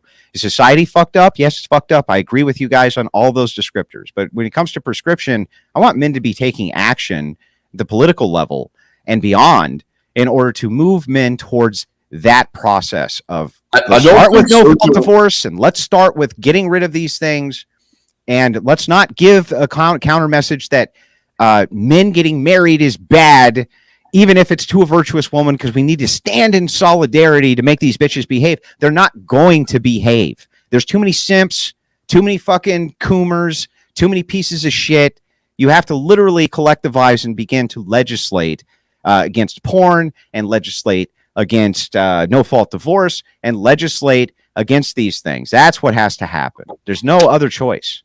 Okay, let me flip the question to Sergio. What percentage of women do you think are virtuous?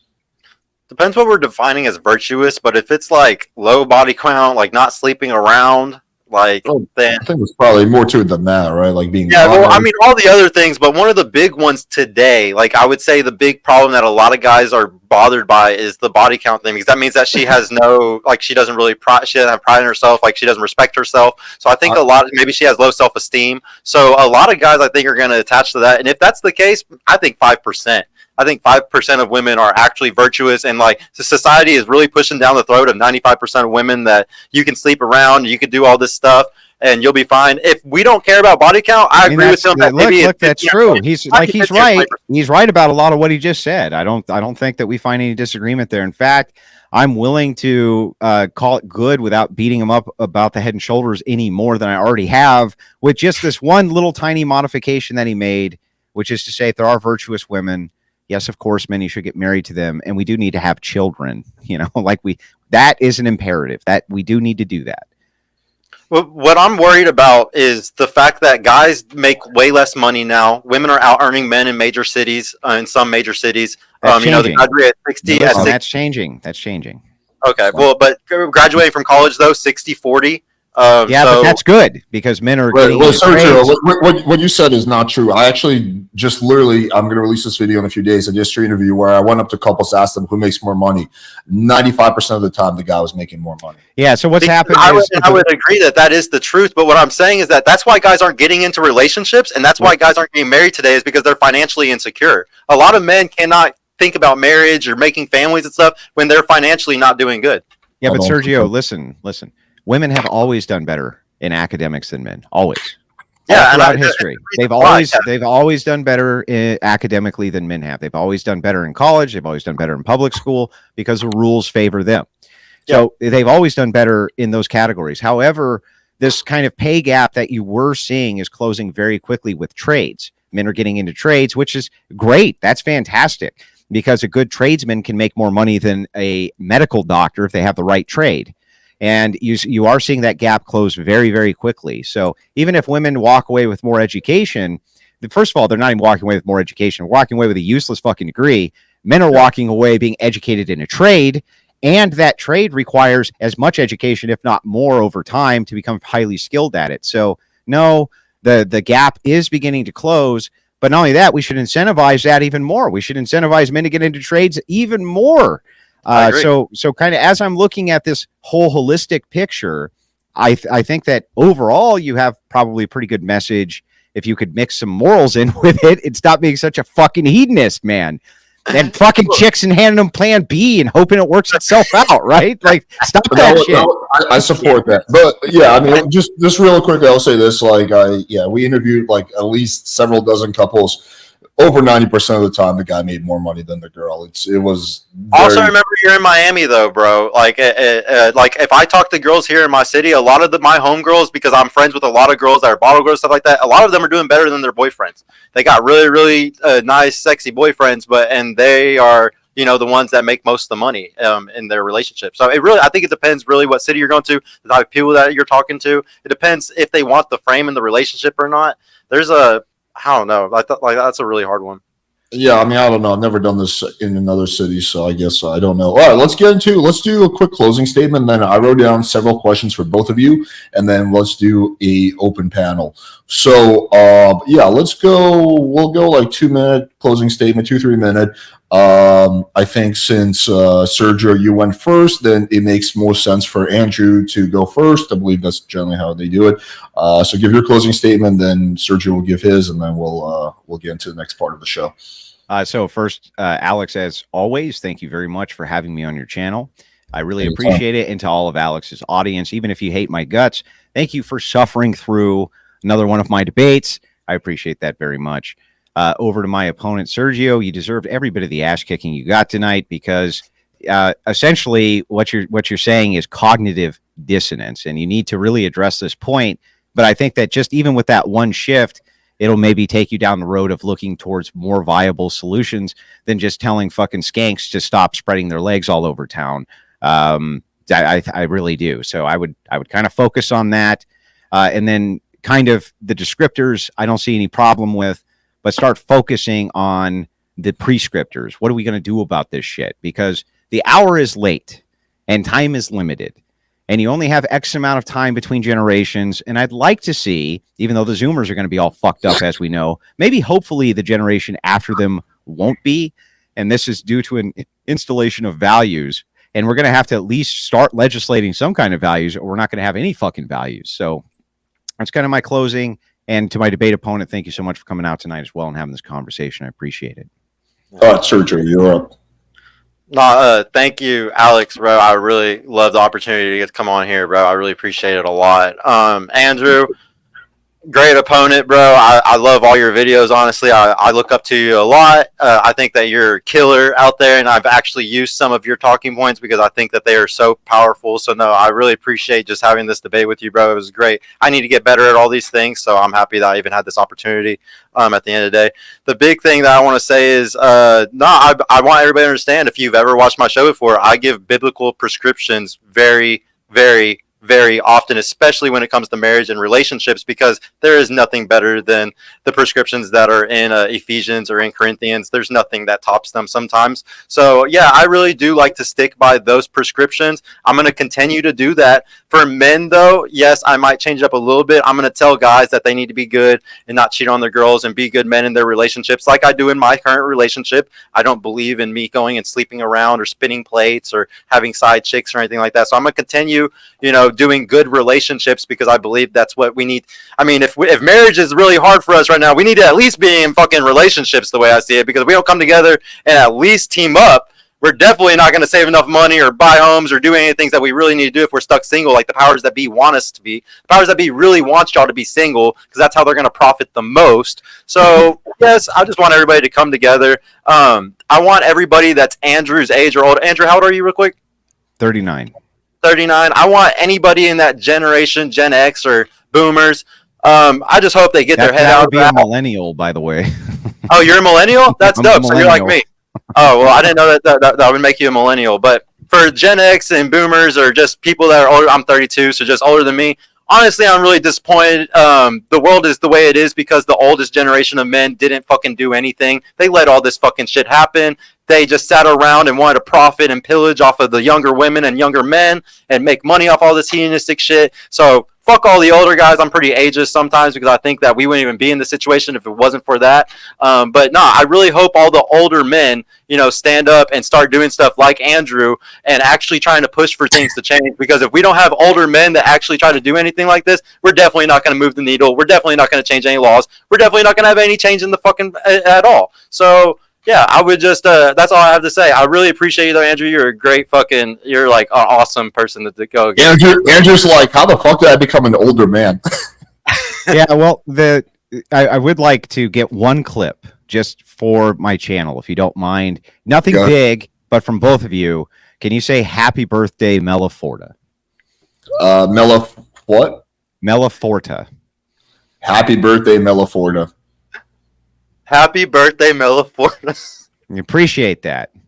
Appreciate that. So anyway, I wrote down a few fairly challenging questions for both of you guys, and then we'll open up the panel. It's not too many. So here's the first question. This one is for both of you. What is the body count cutoff for a serious relationship if everything else is perfect about the girl? So, meaning like she seems like she's a really great girl, like no red flags, purely green flags, super supportive, super loving, everything you want in a relationship. What is the most in a hypothetical that her body count could be before you would consider being in a serious relationship with her? Let's start off with you, Sergio. So I like to say that a guy should have 3 times the girl. So if she has a 5, I think he needs to have around 15. And the reason why is because of social calibration. A woman from the age of 16 or even say 13 up to 18 or 20 is going to have way more opportunities of men coming up to them, pursuing them, talking to them, teaching them social calibration to the point where they're very used to dealing with men, how to subliminally talk, how to move, how to do everything. And so a girl, since has higher social calibration at a younger age usually, or with fewer partners, or with fewer people, I think a guy should triple that. If he does Joe, that, so if a guy has a body count of like 300, then he can a girl with 100 is fine. no, I still I have a strong prescription of under 20 is like I don't think, because the stats show over 20 is so bad. I think over 10 is really bad. I think over 5 is really bad. But the bottom line is you're really going to get lapse rate on you, say, if she has 10 and you have 10. Or if she has 20 and you have 20. I think that her experience and her social calibration is going to be higher than that man. So to just have an insurance, to just have a little, for just in case, he should try to triple her just so it's more likely to be in his frame. I think the relationships are always in the woman's frame if she has a higher body count usually. But up to 10, right? Not past 10. Yeah, I really don't want guys to go over 10, honestly. Like 5, honestly, is the best. But how many guys are going to find a girl with less than 5? Probably none. You might well, actually, 5 is the average body count of women in America. So it's actually a lot more common than you would think. But what if hypothetically speaking, that guy, he worked in sales or some job that forces him to constantly socialize, and his social skills were top notch. He did he was a presenter, he did presentations all the time, he's an actor, whatever, and his social calibration was like way higher than the average girl. In that situation, would then it be different? You don't need the 3-to-1 rule? Yeah, probably not, because he's more socially calibrated. I'm saying this in general for most guys that aren't socially calibrated today, which is most of the young under 25 guys. I think they all have very low social calibration. Okay, so your number. Okay, gotcha. Andrew, where do you stand on that? Do you even have a number? Yeah, so optimally, 1 second, by the way. Hang on. This will only take.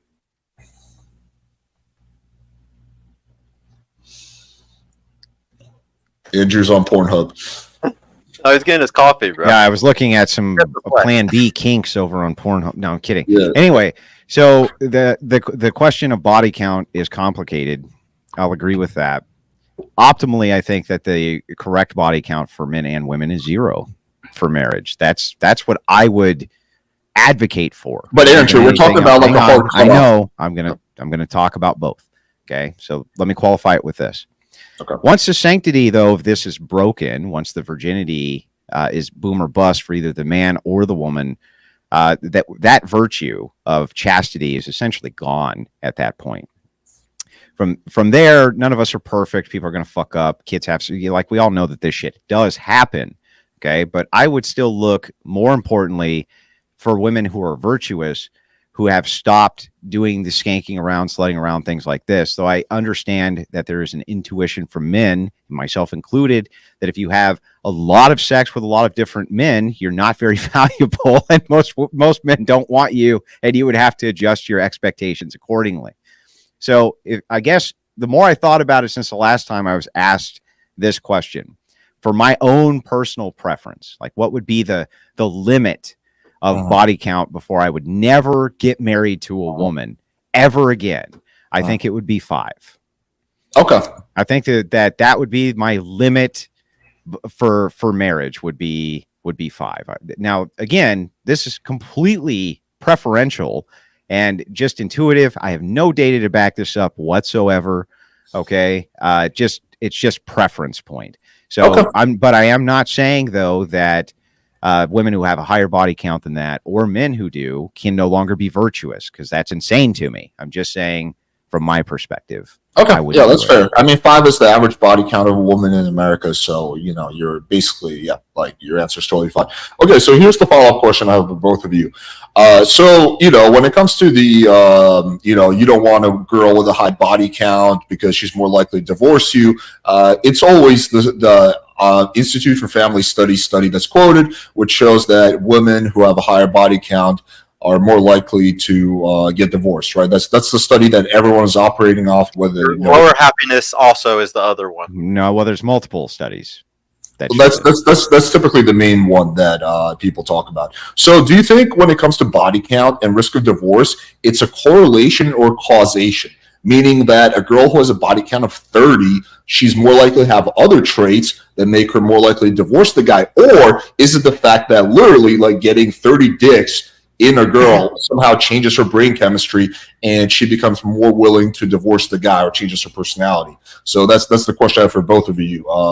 Whoever wants to start first. Do you think it's a correlation, causation, or you think it's some combination of both? And if you think it's a combination, which one is more important?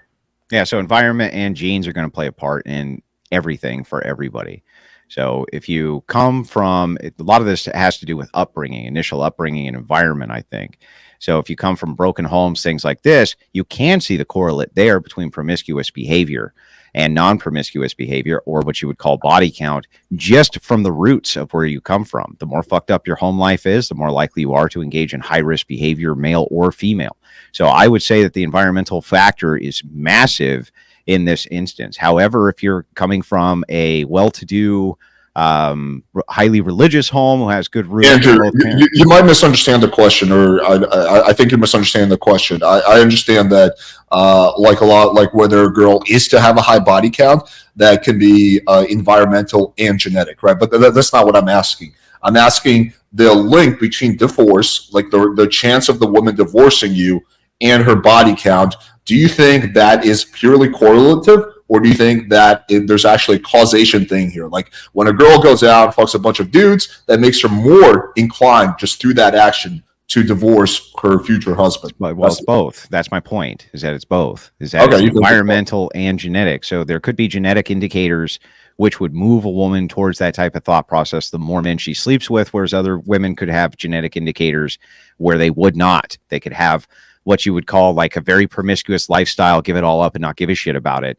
So there's going to be a genetic and environmental cause for both of these. So I don't think that it's purely causal, and there are other correlates there as well. So you think it's a combination of correlation and causation, correct? Yeah, I think it's a combination of both, absolutely. And I don't think that that's even something which is that heavily disputed. I mean, I think you might be right, but I do think there's some people who disagree with you on that. Do you think one is like more prevalent than the other? Do you think it's more correlative or more causative? I think it's more causative. I think that the more men a woman sleeps with, the less her inhibitions to continue to sleeping with men become. And the reason that I think this is because they also feel like they're broken goods or things like this. And it seems like once the genie's out of the bottle, they have less restraint on that behavior. I think of it like I do a crack addict, right? If he's 2 months into smoking crack, right, what's another 3 months, right? It's like once you're already in it, it seems like it's way harder to stop it. So I do think that there's a massive causation effect there. But I also would take those other factors into consideration. Now, when you say it's more causative, do you mean like 60% or like 90%? Just a ballpark. It could be as high as 95%. I don't know, but I would say it's far past 60%. Yeah. Okay, it's largely causative. All right, Sergio, same question. Yeah. I really think that a woman the more people that she sleeps around, she's going to have that mentality of 1 foot in, 1 foot out. I think that it's a habit, kind of like the drug addict. Like once you sit there and you've done this so many times, it's not going to feel, or no, I guess it's not. I don't really actually see it. I don't know. It's really hard. I kind of feel like Andrew on this one, where it's kind of more in the middle. It's just. Well, Andrew's not in the middle. He feels it's largely causative, but there's an element of correlative, but he thinks it's mostly causative. Yeah, and I would probably say exactly the same. I think that a woman that gets to that point, she's going to have 1 foot in and 1 foot out. It's going to be really hard for her to stay in the relationship because she's experienced so much other shit. It's going to be alpha widowed. I truly believe alpha widowed is a thing. Maybe it's not alpha widowed in the sense that there's one guy that she's always thinking about, but maybe she's like thinking about this guy that was the best kisser, this guy that was the best dick, this guy that took her on the Dubai vacation. I think that she can get up to a point where it's really hard for her to accept a normal lifestyle or a normal man, the higher that number goes up to, because she's going to be thinking of memories. It's the book, or it's the tree of knowledge. I think once they bite that fruit, and once they have that taste of what it's like to do those things, I think it's really hard for a woman to come back, to walk it back. That's why I have a very dead set, if she has a high body count, you shouldn't even try, because I don't think that there's anything that can fix that. Okay, you guys have a pretty similar opinion on this. So here's my follow-up question.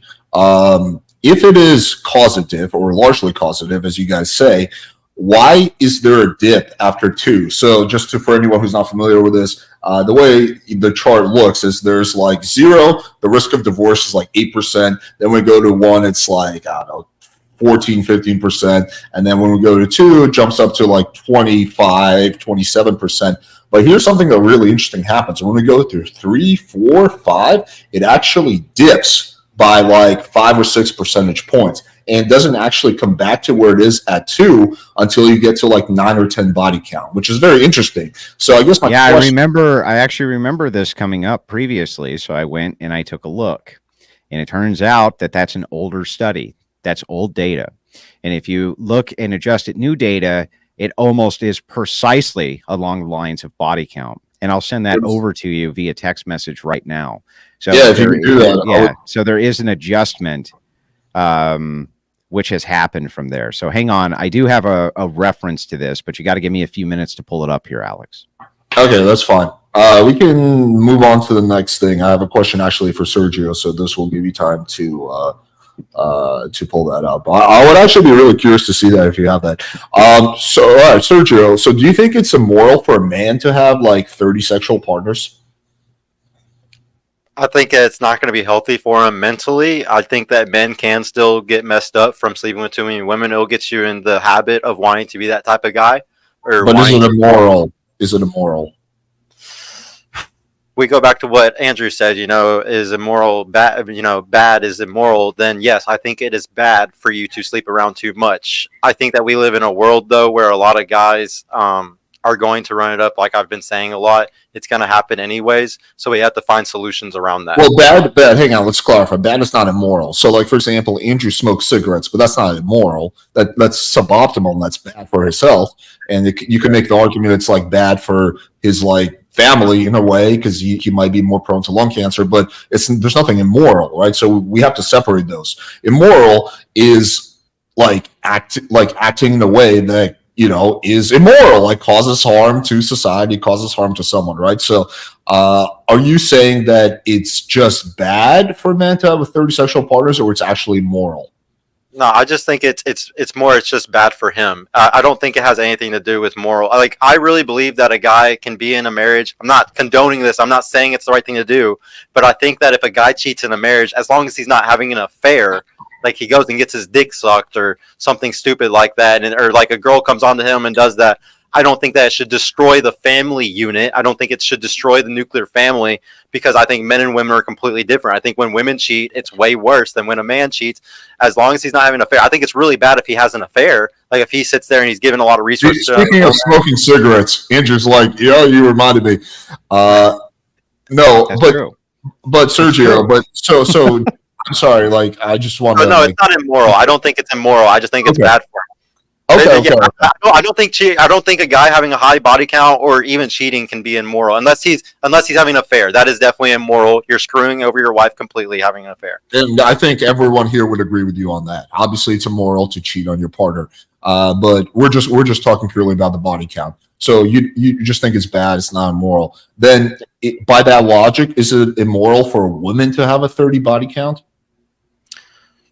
That's a good question. I think that it's definitely immoral for the woman to have a high body count, because sex is different for women than it is for men. I think evolutionary psychology. That's a contradiction, man.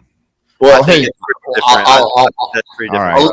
I'll get to it, Andrew. I was actually waiting the whole time. I know, Alex, you're good at this one, so yeah, let's do it. Well, so like, why is it immoral? Why is it not immoral for the man, but immoral for the woman? What specifically makes it immoral for the woman? Because we're hardwired differently. Men and women's brains are literally different. Even 3 weeks after birth, where like you can see brain scans and see that men and women are completely different. Okay, so if we just can establish that we're not blank slaters, men and women are completely different, then we can also establish that possibly, high possibility that sex is completely different for us. I'm still not going to say, it's awesome for a guy to run up his count or anything like that. It's bad for both of us to run up our counts. But as far as immoral, when a woman sticks around, it's definitely different. But diseases literally want to be in a cold, wet place like that vagina. Like, it's not healthy. It's not good for society. There's nothing good about women sleeping around. Syphilis has literally destroyed community. This is equivocation, though. You guys are actually talking past each other. Alex, he doesn't even understand what you're talking about when you say moral. He doesn't know what that means. And it's not a dunk on you, right? Is that true? Well, because you said moral is good, and then he's telling me that moral doesn't hurt others. So what do we want to say moral is, guys? You can't really make these claims. You can't say, unless you had some grounding or something to base this on. What Alex is alluding to is he's saying, listen, you can't say it's moral for men to go fuck 30 women, but it's immoral for women to go have sex with 30 men. Why would one be immoral and not the other? That's literally a contradiction. Well, unless of course you can point out something specific about a woman having a high body count that makes it immoral, right? Yes, but it would have to make it immoral. That I don't know how you'd ever bridge that gap. Well, that's what I'm trying to figure out right now. So you said that women's brains are different. Everyone agrees with you on that. What specifically about a female's biology makes her having a high body count immoral? She's hardwired to understand that she has to protect her vagina. She is hardwired to know this.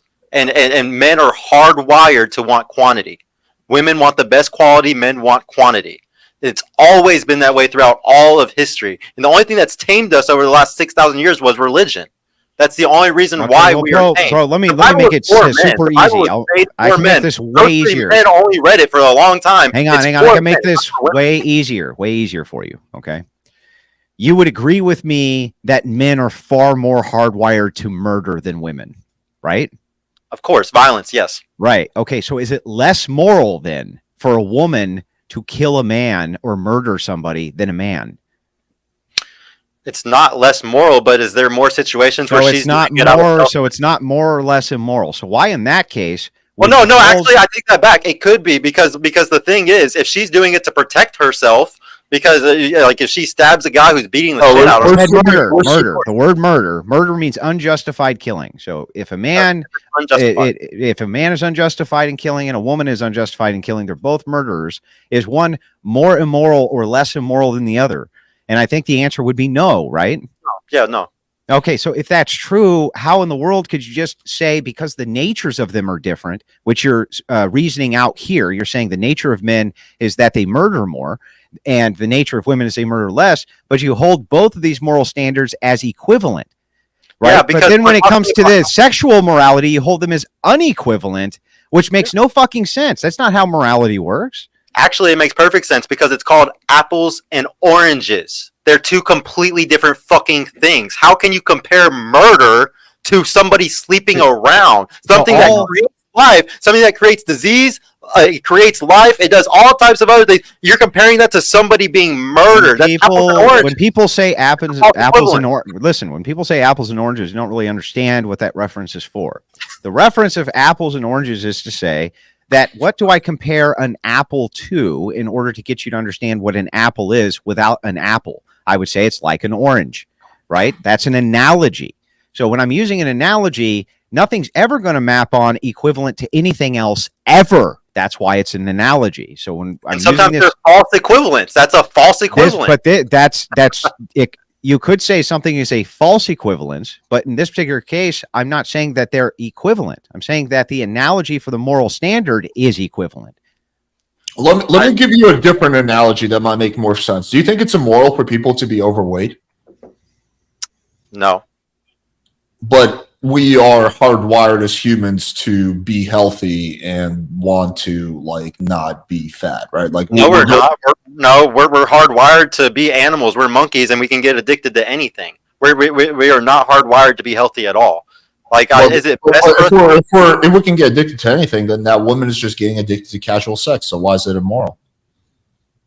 Because usually that casual sex probably came from trauma at a young. Women become hypersexual if they were raped or anything like that. That's the problem. Is like So do men. we could say that. But Wait, so that's what we so do men. call. That fat guy started eating a lot because he had a bad childhood too. Bro, men do the same thing. If men are the victims of sexual molestation, especially younger in life, they also become or can become hyper promiscuous from that. Just like women. The nature is no different there. Yeah, I just think that one is definitely more damaging to society than the other one. That's all I'm saying. I definitely think that a woman who sleeps around is going to ruin the reason why Adam and Eve. I know that you're a fundamentalist, so you take everything in the Bible literal. But I'm not a fundamentalist. I don't even know what you don't know what you mean by that. I'm just trolling you, bro. But the bottom line is that the whole story of Adam and Eve, the whole reason why that was even written in the Torah thousands of years ago, is because the analogy for if women fall to temptation, we both fall out of Eden. We both do. Men and women are both screwed if women sleep around. So it is just worse if women do it. They are supposed to be pure. Just like how men are strong, powerful. Hang on. You can make the argument. You can make the argument that it's worse from a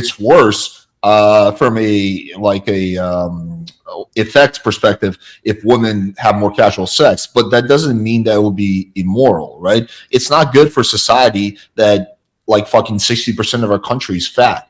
But that doesn't mean it's immoral to eat fast food.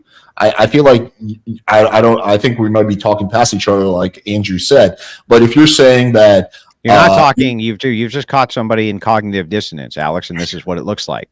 When somebody's suffering from cognitive dissonance, it always seems like they're making no sense and don't understand you. He does understand. He just can't reconcile this. He can't do it. And so, isn't it funny that the GGN is much nicer than the religious person? But anyway, so that aside, I'm not being mean. I'm just pointing out what's obvious to everybody. Okay. Anyway, so Sergio, you said that what's it called? It's not immoral for someone to be obese, right? And then when I asked you, well, what's the difference? Why? You said, well, people can get addicted to anything, even fast food. I was like, okay, well, what if that girl got addicted to random dick? Oh, well, that came from trauma. So, but then I said after that, well, what if that fat person got addicted to fast food as a result of trauma he had in his childhood? Would then that be moral if the guy who eats McDonald's every day had some trauma in his childhood? Yeah, no, I don't think it's the same because of it's a false equivalence to me. Like, I think that we're comparing things that are so drastically different. What are we allowed to compare, Sergio? It's so different than somebody who is overweight. You can't get away with this bullshit. Listen, what are we allowed to ever compare? Can we make any comparison to you can anything? compare a woman to a car. I love those analogies. Okay, so if we can, that's all we can do. We can, but they're different things, Sergio. I don't understand. They're different things, so we're not allowed to compare them. We're not allowed to make analogies based on things that are other things. This is actually why there's such thing as the Bible, is because there's so much nuance to shit, and they had to go into detail and descriptives and prescriptions into heavy detail and nuance. Well, that argument doesn't sway me because I don't believe in the Bible, so that's like more for an argument for Andrew, but. Can you explain to me why it's not it's a false equivalence? Alex, you're honestly convincing me of the moral argument that there is nothing moral about it. It's just a personal view, though, for me, that I think that woman has bad morals if she does. I think that a guy who sleeps around, because we're hardwired that way, because for 100,000 years as Homo sapiens, we were hardwired to want quantity, and that women were hardwired by your evolutionary standard to kill each other, and you think that's immoral.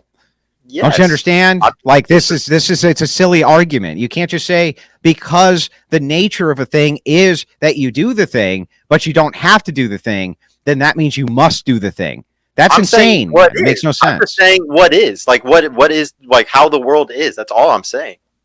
It is not a requirement of the world that you fuck a woman and give her plan B the next day. I feel like hardwired to do that, Sergio. Yeah, I think we're kind of going in circles here, but my final thought on this, I feel like you either got to say that having high body count is immoral for both men and women, or it's not immoral for either. You can say it's worse for women.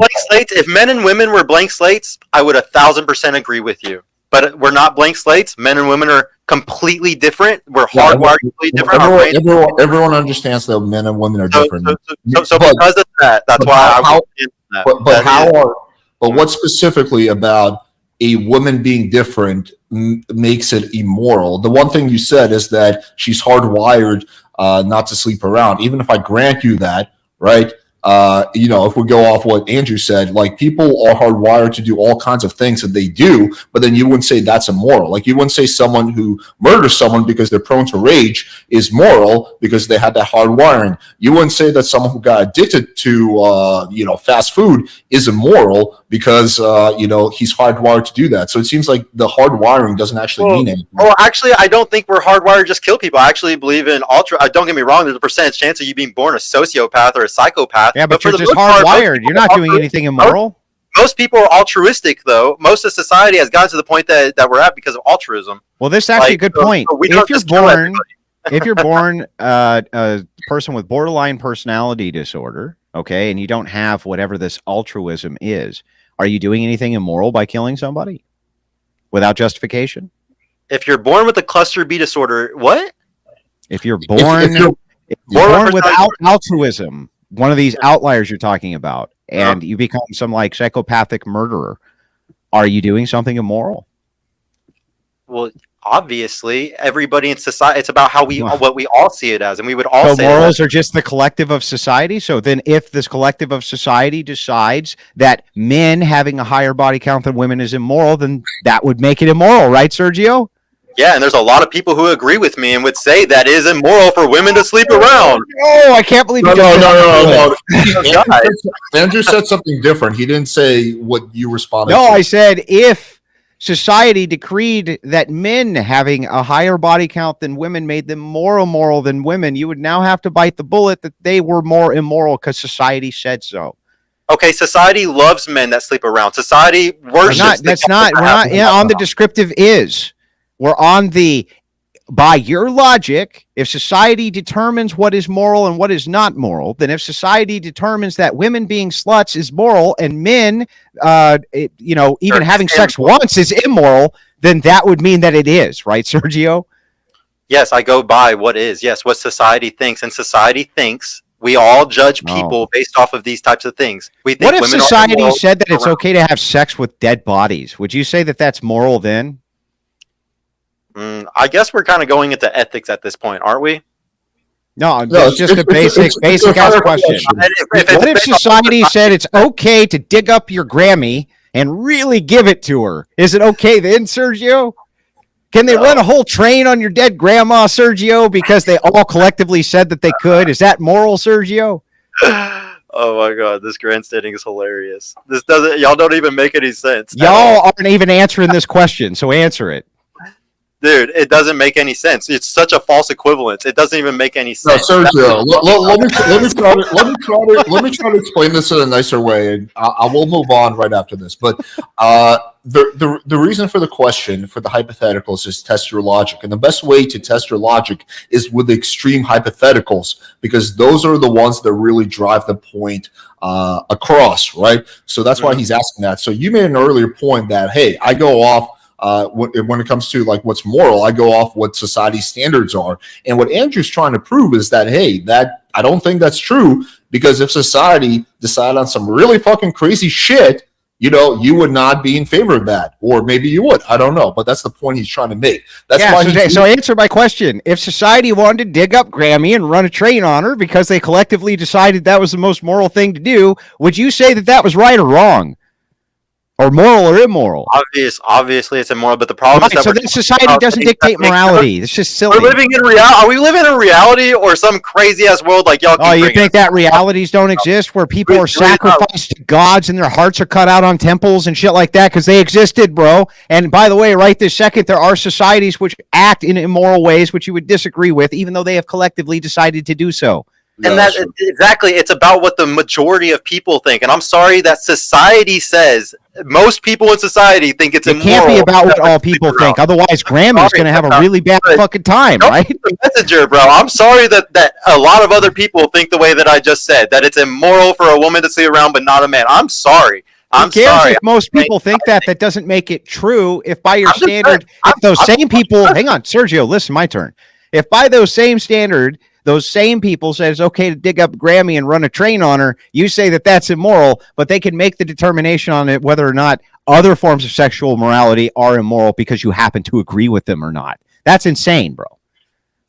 No, what's insane is doing false equivalence over and over again and thinking it's you don't even know what a false equivalence is. Tell us what it is. What's a false equivalency? You're literally trying to equate that because you're trying to equate murder to shit like a woman sleeping around or men and women sleeping around. It doesn't make sense. He's using a hypothetical to test your logic.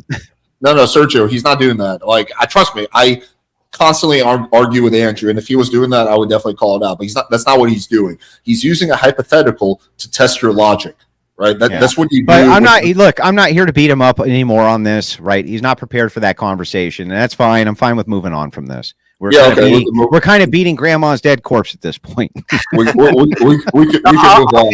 That one, bro. I'll give it to you. If y'all want to die on that hill, y'all could die on that hill. I'm totally fine with that one. Okay, so here's the last thing I wrote down. You said, Sergio, you said, I think actually, I don't know if both of you guys agreed on this, but I think I heard you say this, Sergio. Men are logical, women are emotional. So my follow-up question to that is, who do you think gets angry more, men or women? I think probably actually women.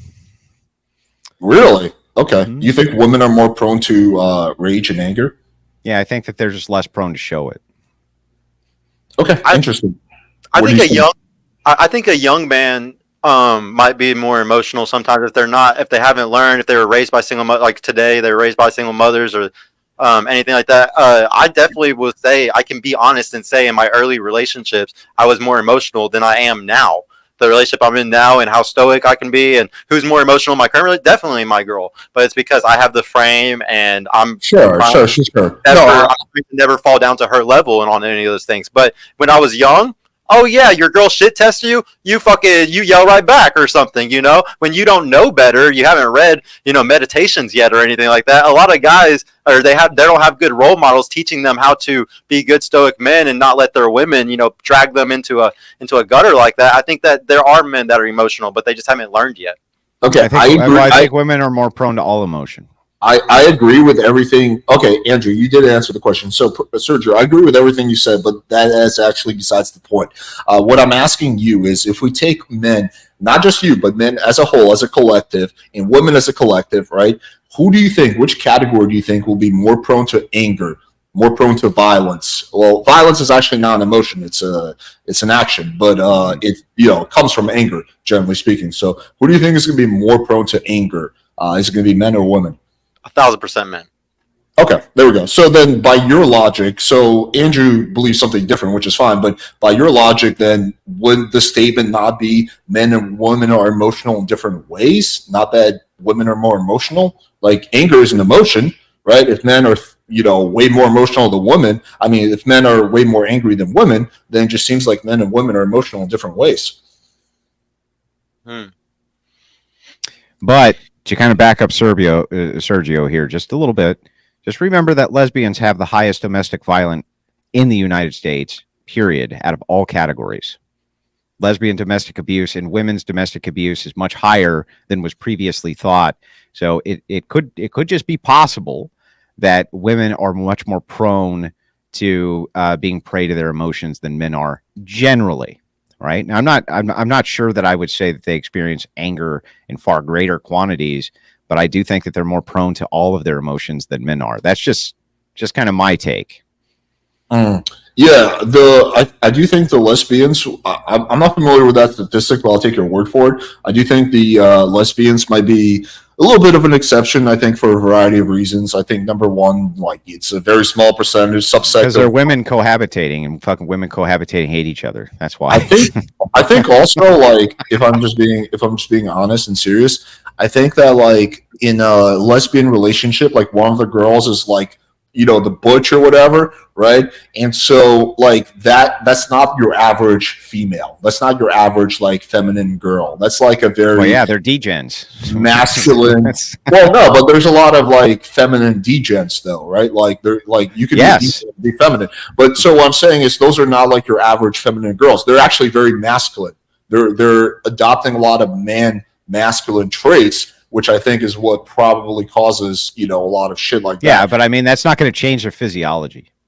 Even if they're trying to adopt the traits, they're not like taking hormones or anything that's going to mess with their physiology. So thing is like ultimately, I just think that women are much more enslaved to their emotions than men are. Now, that's not to say that there's not a ton of the demographic of men who aren't enslaved to their emotions either. I just think that they're less prone to them on average than women are. That's all I'm saying.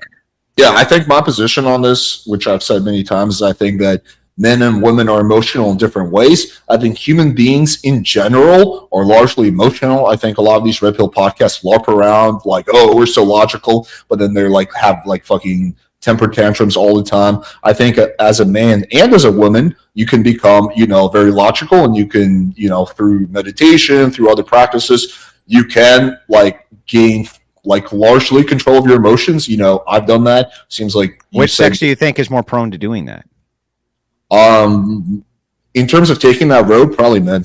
Probably men. Why do you think men would be more inclined to do that if men were just as much enslaved to their emotions? Because I think there's more benefit for men to do that. What's the benefit? The benefit that they is have that women wouldn't have. The benefit is that you will, for men, it's a lot harder to get girls, and for girls, it's a lot easier to get men. So for the men, it will improve your success with women. It could potentially improve your success with work and stuff like that. So yeah, I think there's more benefits. Then women generally gravitate towards different careers. So if you're like, wait, that makes no sense, because if a woman had good self-control, then she would be at less risk for the promiscuity, which then makes her less desirable for men. So why wouldn't it have an equal amount of benefits for her to have self-control of her own behavior as well? I can explain that. Because a woman who has a body count of 30, 40, 50, it will still have a way easier time getting a boyfriend than a guy who's perfect in every way. But not the high-value men they want.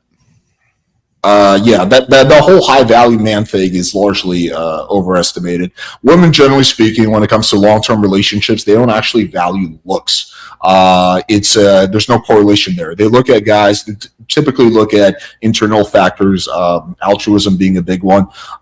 So confidence is another one, charisma. So yeah, so like women, what's it called? For short term, sure, but for long term, being a high value man doesn't mean nearly as much as the Red Pill community talks about, and that's backed up in studies. On that, Alex. I'm gonna drop a video tomorrow that like shows I know a lot of people in the chat don't like this, but this is backed up by studies. Again, I thought there was an element of truth to it, but it turns out there's not. But anyway, so the point. We'll have to see your studies. Well, you haven't sent me yours yet. I mean, I'm still waiting on that. Well, I was busy answering your questions, but here you go. I actually have it in front of me. Okay. Anyway, so Sergio, wait. So going back to you. So according to your own logic, then, if men are way more likely to be angry, then would you not agree that men and women are both emotional, just predisposed to different types of emotion?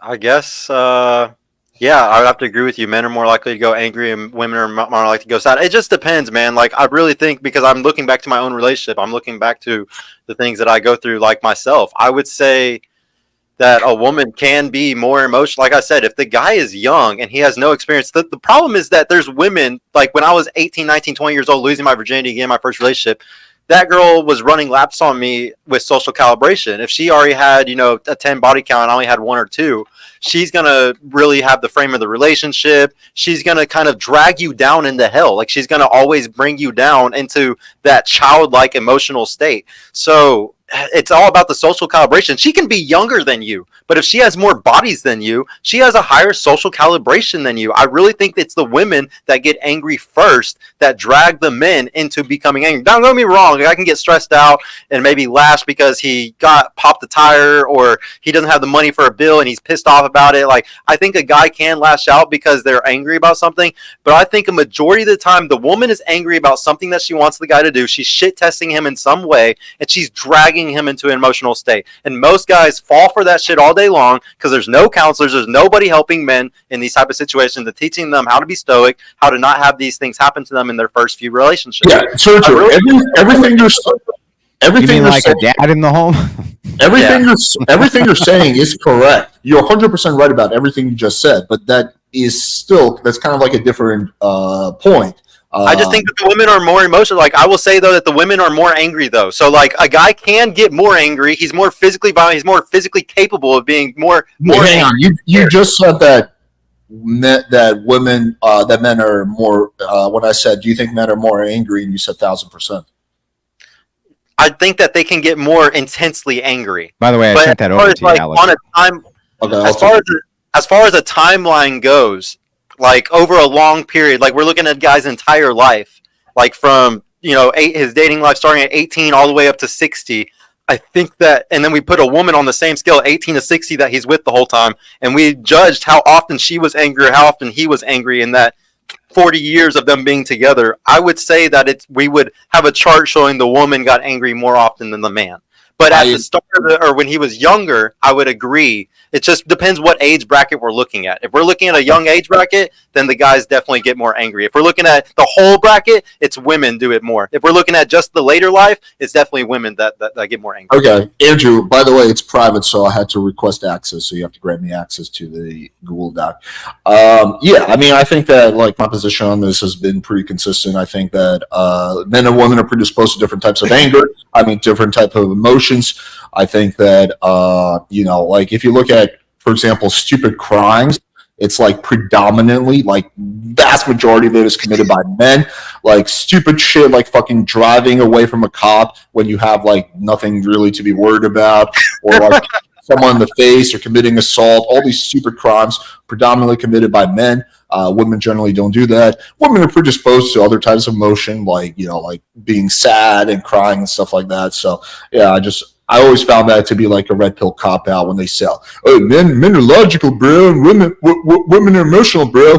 But at the same time, like these people are literally like the most emotional people I've ever seen. But anyway, that's just a side point. All right, we can move on from this. We can get to the bring some people on, and then we'll wrap up. Let me read one super chat because I'm gonna go pee really quick. Is that okay?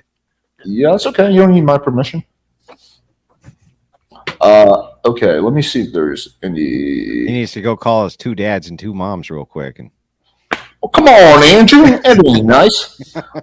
Women are emotional because of hormonal levels each month. Therefore, women are emotional. Come on, dude.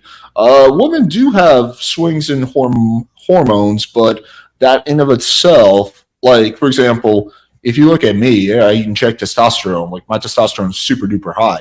Right, like you would think if you just look at my like hormones that I'll be really, really angry or predisposed to anger or like have flip outs. I don't. I'm like probably one of the most calm people you guys have seen, right? So there's not always a I know you're freaking out right now, bro. You need to calm down. Okay. Most of the priests and pastors are feminists, don't hold the women accountable. Men are held to high standard, women are given free pass. Do you agree with this, Andrew? Yeah. Okay. I don't disagree. Question for Andrew: how can things shift right culturally? Man, that's a difficult question, and it would literally take me 15 minutes to give a kind of an overarching explanation. But you can't actually shift culture right. It is shifting right anyway, because otherwise conversations like this wouldn't even be happening. But the Overton window has been subtly moving back to the right. The pendulum always swings within the left-right dichotomy. So I'm not looking necessarily for some kind of overnight plan, but I do want to start getting people at least mobilized in the political spectrum and starting to move that direction at the very least. Rather than just kind of accepting that this is the way things have to be. But most of my plan relies on the next generation and the generation after them with a strong installation of values, knowing that the birth rate crisis, though apparently there isn't one, if you listen to Alex and Vosh the other night, but there is. Yeah, I never stopped. Hang on. Well, we got to clarify this. I never said that there's not declining birth rate in the West. Of course there is. And actually, globally, if you look at globally, what's happening is their population is increasing, but the birth rate is not doing too well, right? And that a lot of that is because people are living longer, right? So we have to separate population. So if the replacement rate If We the were talking replacement about rate population. so if the replacement rate goes down, what's going to necessarily happen to the population? Well, it seems like, according to all the predictions, with the exception of that study you sent me, is that it's going up and up and up. Okay, so you think that we can have a lower than replacement birth rate, but still have the population increase? I think it depends on what level. Like No, what level no. Listen, the longer it's people not possible. It's impossible. Alex. It's impossible for us to have less than replacement rate births and still have a population going up. Is there any possible way you could justify how that could be possible? I'm about to answer you. The replacement birth rate, like what that number is it 1.86 like it is now, or is it? And how many people do you need? I'm about to answer. 1.95 will depend on how long people live and a lot of factors like that. How many infant mortality rates, like how many infants die at birth. Like there will be other stuff that plays into that number and that will swing it up or down. Alex, I just want to make sure that you're on record saying that you think it's possible to have a less than replacement birth rate and still have the population continue to climb. No, of course not. I've never said that. Okay, so then the global population, if we have a less than replacement birth rate, necessarily is going to do what? If we have less than the replacement birth rate, then it will ultimately go down. But you're missing the point that I'm trying to make, which is that with advances in technology and like less infant mortality, that we can have less kids and still have. So the replacement birth rate not possible can change. Let's say we lived until we were 1,000 years old, but the birth rate was less than the replacement rate for all human beings on planet Earth. Even if it was 1,000 years old for our life rate, could you possibly explain to me how it could be that you would maintain the same population? Do you think that if we completely eliminate infant mortality, that the replacement birth rate would not decrease? What in the fucking world does that have to do with anything? Well, actually, that's the whole point I'm trying to make. Like, one more time. Okay, well, hang on. Replacement rate is less than the population that you have to replace them with, regardless of how long we lived. How could you maintain that population, Alex? How is that possible? Do you not understand that the replacement rate will vary based on certain things that happen with science and technology and medicine? Why is this such a hard fucking question to answer? Hang on. Do you think like if we take somewhere like Africa, where there is I'm just throwing a number out there, a 25% infant mortality rate, and do you think if we somehow eliminate that and become zero, that by default would make the replacement rate go down by a little bit? Well, no, it would make the birth rate go up.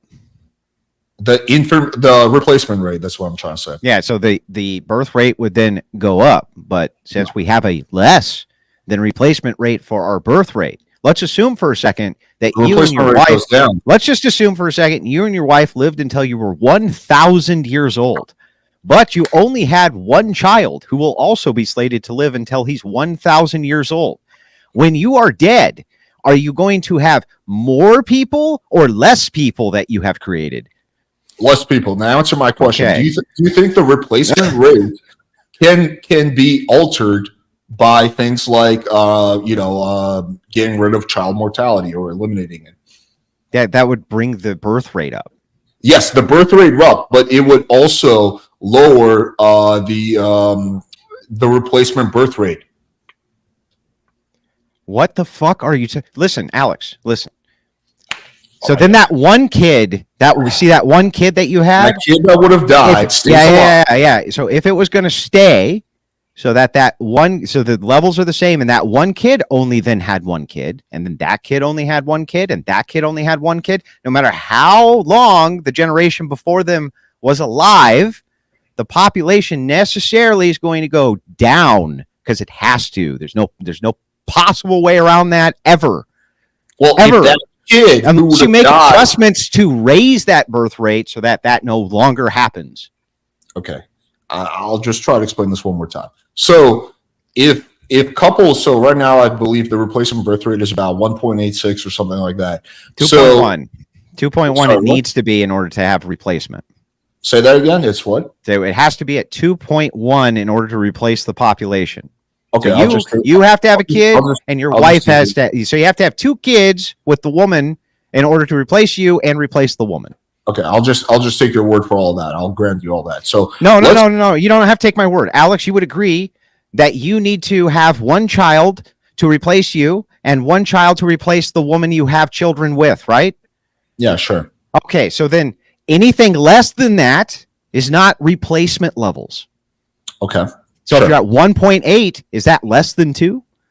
Okay. So sure, I'll grant you all that. So let's assume that we're living in the 1800s, and like 40% of babies who are born don't make it past the age of 1 because we have high infant mortality. And let's assume that through medicine, Then we we'd have a cure lower birth infant rate. mortality and no one dies, right? Mhm. The little babies don't die. Then me and my wife don't have to have quite as many kids to have an adequate replacement rate. Are you not following this? Well, what you're saying is, I just want to let you know this so that you understand. You're saying that if less babies die, that means the birth rate is higher than replacement rates. Okay. But if more baby dies, you become under the birth rate replacement level, which I would agree with. What in the world that has to fucking do with whether or not the population necessarily has to decrease if you don't have enough people to replace you and the person you're replacing, the girl, then your population necessarily will have to go down. There's no one plus one still does equal 2. There is no way around that. I just want to let you know. The whole point I'm trying to make is there's a little bit more to it than how many kids people are willing to have. How many? What else is there to it? How many of those kids survive? Well, then that would bring the birth rate up. So Right. it still would have to go up above 2, Alex. Right, but I'm not arguing against that. I'm just talking about that there's more than how many kids. We're talking about 2 different things.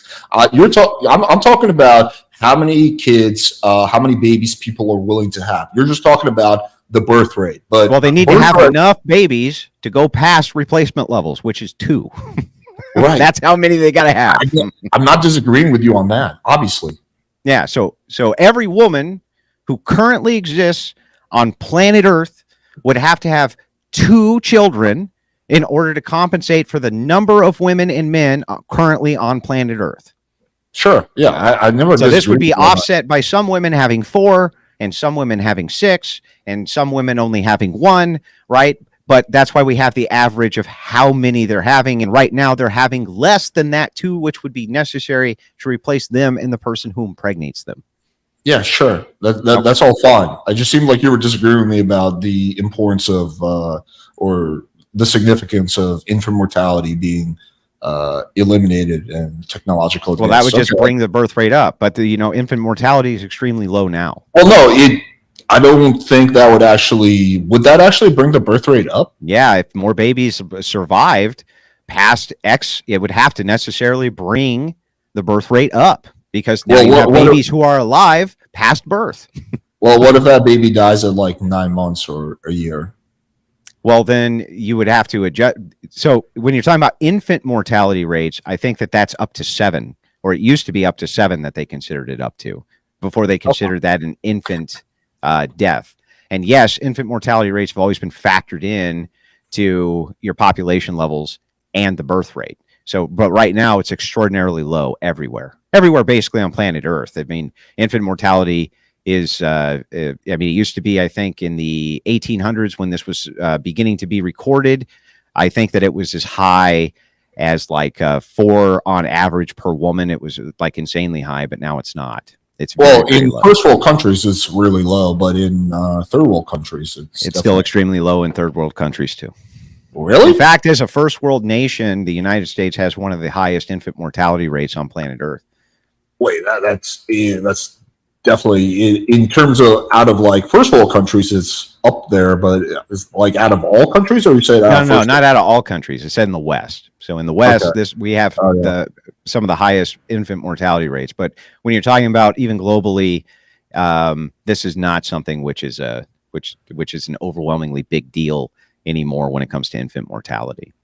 I'm gonna fact Not if you compare it to like the 1800s and 1900s, early 1900s, things like this. You see that as the birth rate goes down, also infant mortality is going down right alongside of it.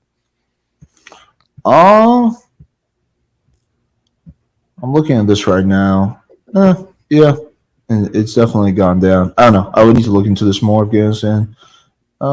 It's like 1%. Yeah, of the worst countries. Okay, it's not as bad as I thought it was. Very low. Yeah. Okay, I didn't know that. I thought it was higher, honestly. All right, let's move on. There's basically no more super chat, so let's move on to people on the call. Okay. Hello. Hey, what's going on, guys? Not much, man. Hello. Hey, so I had two questions for Purple Pill Podcast. In my opinion, it seems like you guys that have come after Kevin Samuels popped off, to me, it seems like you guys just have these circular conversations where you guys do not represent the past, all the full-blown sectors of the space. When has your podcast brought on, and who have you brought on from the MGTOW or the Black Pill sector? Wait, real quick, Andrew. You still have to give me permission for that document you sent me. Yeah, I don't know how to do that exactly. you will have an email. Just check your email, and it will say Alex. Okay, well, I can't check my email at the moment, but I don't know exactly how I'm supposed to do that. Anyway, go ahead. But I'll make sure that you get it so that you have it for future reference. Yeah, so I've had on but you said MGTOW or Black Pillars, so I'm extremely against MGTOW and Black Pill. I hate them the most of anybody else on the internet. If anything, that's what Red Pill is a bunch of Black Pillars and MGTOW, and that's why it's so stupid, is because it's a convoluted group of nothing but those type of people. So I don't like to bring those people on. I've had MLD on, I've had Sterling Cooper on.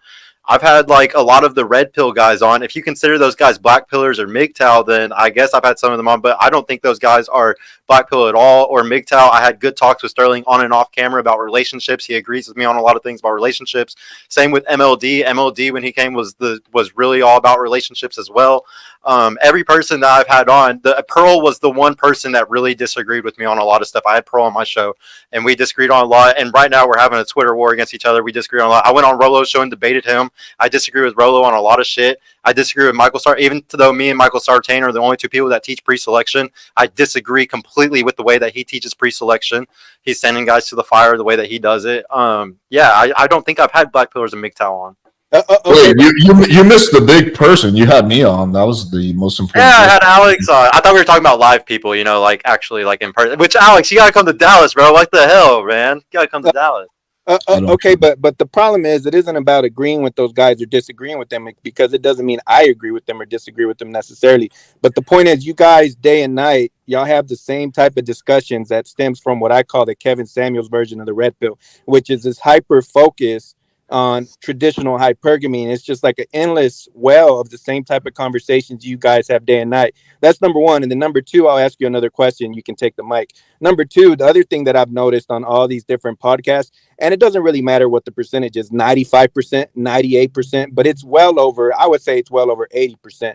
But you guys seem to have a really hard time. Y'all don't even try to bring in guys, and I'm not talking about myself, forget about myself, because I've been in and around the space for a decade, but you guys seem to have a real hard time bringing in people from the old guard that would bring in different perspectives and different arguments rather than the circular conversation you guys have. In other words, if I didn't know y'all's names of y'all's podcasts, I wouldn't know any difference between y'all's podcasts, and I wouldn't know any better whose podcast it is, because y'all's conversations are so similar. So in regards to your show, when do you bring in guys from 10 years ago, 7 years ago, 6 years ago, well before Kevin Samuels popped off, which was December of 2020? When do you do that?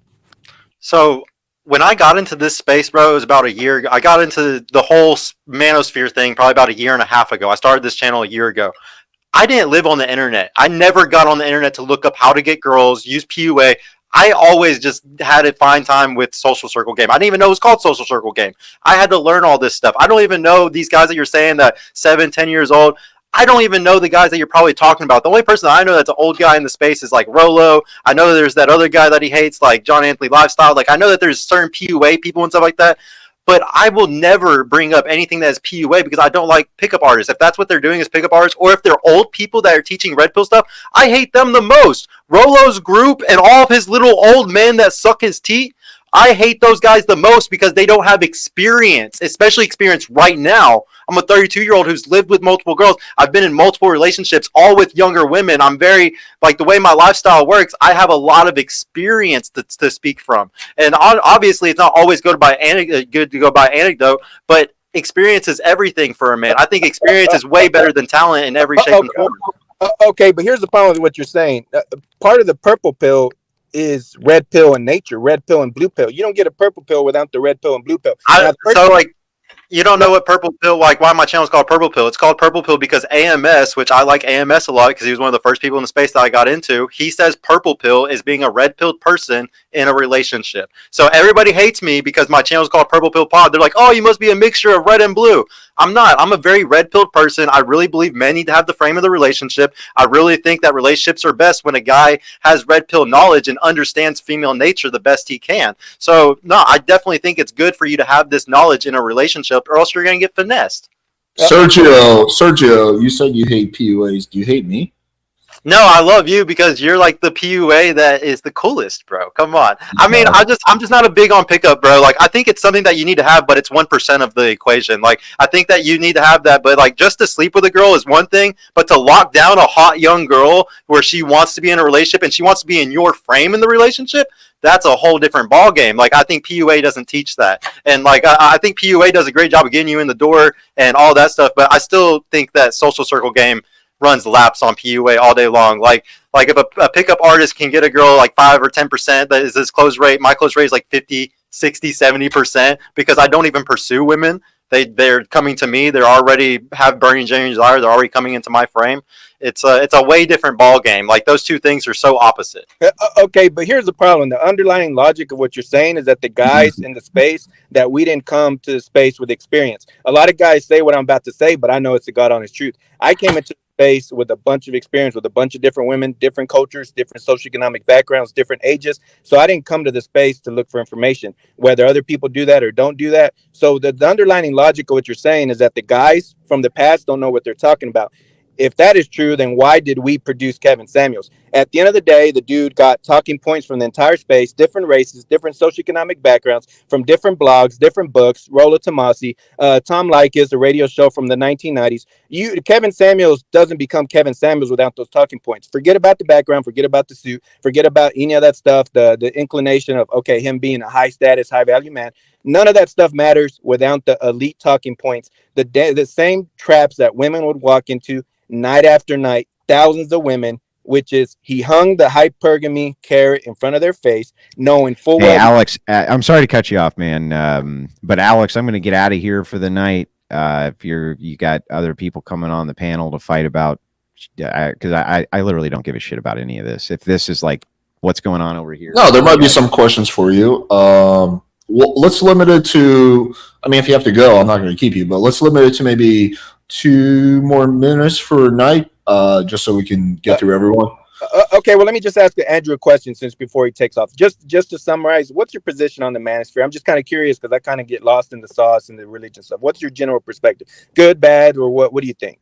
I think that most of the people that I've heard talk in the manosphere are complete fucking degenerates, and they don't represent any of the values that I push for whatsoever. But I do think that they're highly useful in one way, which is that often the descriptions that they have of problems I find to be accurate, just not the prescriptions to the problems.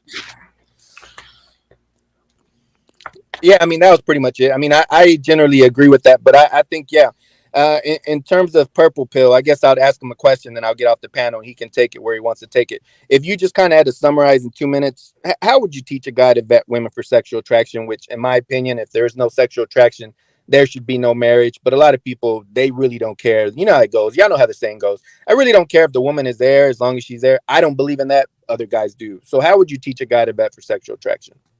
It's very simple.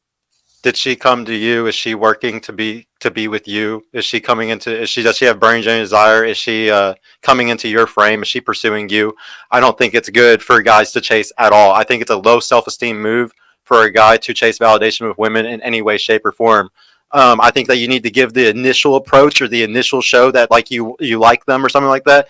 But afterwards, I'm big on friend zoning girls. I friend zone the shit out of women. I think that's actually easier to get a girl when you act super cool and you friend zone them because they're so used to guys being pickup artists and just trying to fuck them or just trying to sleep with them. So when you do the opposite, it actually ends up working more in your favor. If I flirt with anybody, it's a bunch of old women at the grocery store.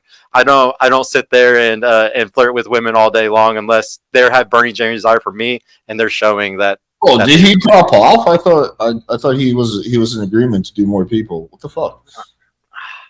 Well, no, he said he was going to take off. What the fuck? Well, no, he said he was going to take off. No, I know, but then I was like, "Yo, we're gonna get more people." He's like, "All right, cool." And then I don't know. I'm displeased. I'm displeased, Andrew. That wasn't very Christ-like. Jesus would not have done that. If I was doing a live stream with Jesus, he would have stayed on until the very end. I know that. No, maybe he just had a tech issue and he's coming back. Okay. Anyway, so did you have anything else, Knight? I don't want to hog the mic. I mean, I'll let come up. All right, cool. Thanks for coming on, buddy. It was good to Hey, chat with you. Take yeah. it easy. All right, we got two more people backstage, and oh, there he is. You know, I was on the verge of going on a tangent, and yeah, about how. Oh, no. I just pushed the wrong button. That's all. That's right. We do have to remember Andrew is an older man. You know, it's a little different. They didn't have technology when he was a kid. You know, he's an older man. Yeah. He's a boomer, guys. Let's bring on two more people, and then we'll wrap up. All right. So first one. Hey. Hello. Okay, so I do have some things I want to ask Andrew, but real quick, I don't really understand why there's confusion surrounding the idea that if you don't have babies, you're not going to replace the population that you have. It seems like that's kind of like expecting to get more gas in your gas tank without putting gas into it. Like, I don't understand how, even if you brought in immigrants, you're still losing the population of people that you have in your country. And you're kind of like kicking the can down the road. Wait. Do you even know geometry, bro? What? Do you even know geometry? Wait, I don't understand. What is that?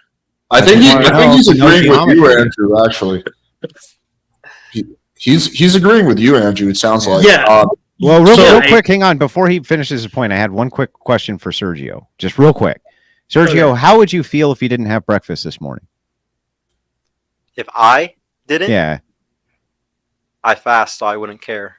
Yeah, me too. I haven't eaten all day. Wait, but how would you feel if you didn't have breakfast this morning? If I didn't have breakfast this morning, I feel fine. Okay, got it. All right, carry on. Go ahead.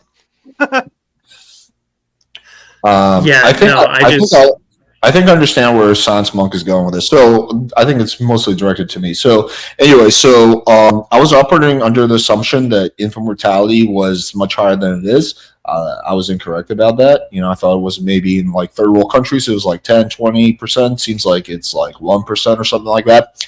But operating under the assumption that infant mortality is a thing, if people are having, if we get rid of infant mortality, people can have slightly less babies, right? And still get to the same end goal, which is like.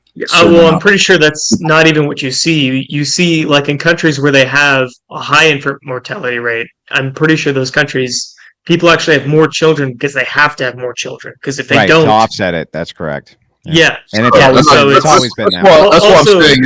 If you don't have it, then you don't have to have as many children to offset it.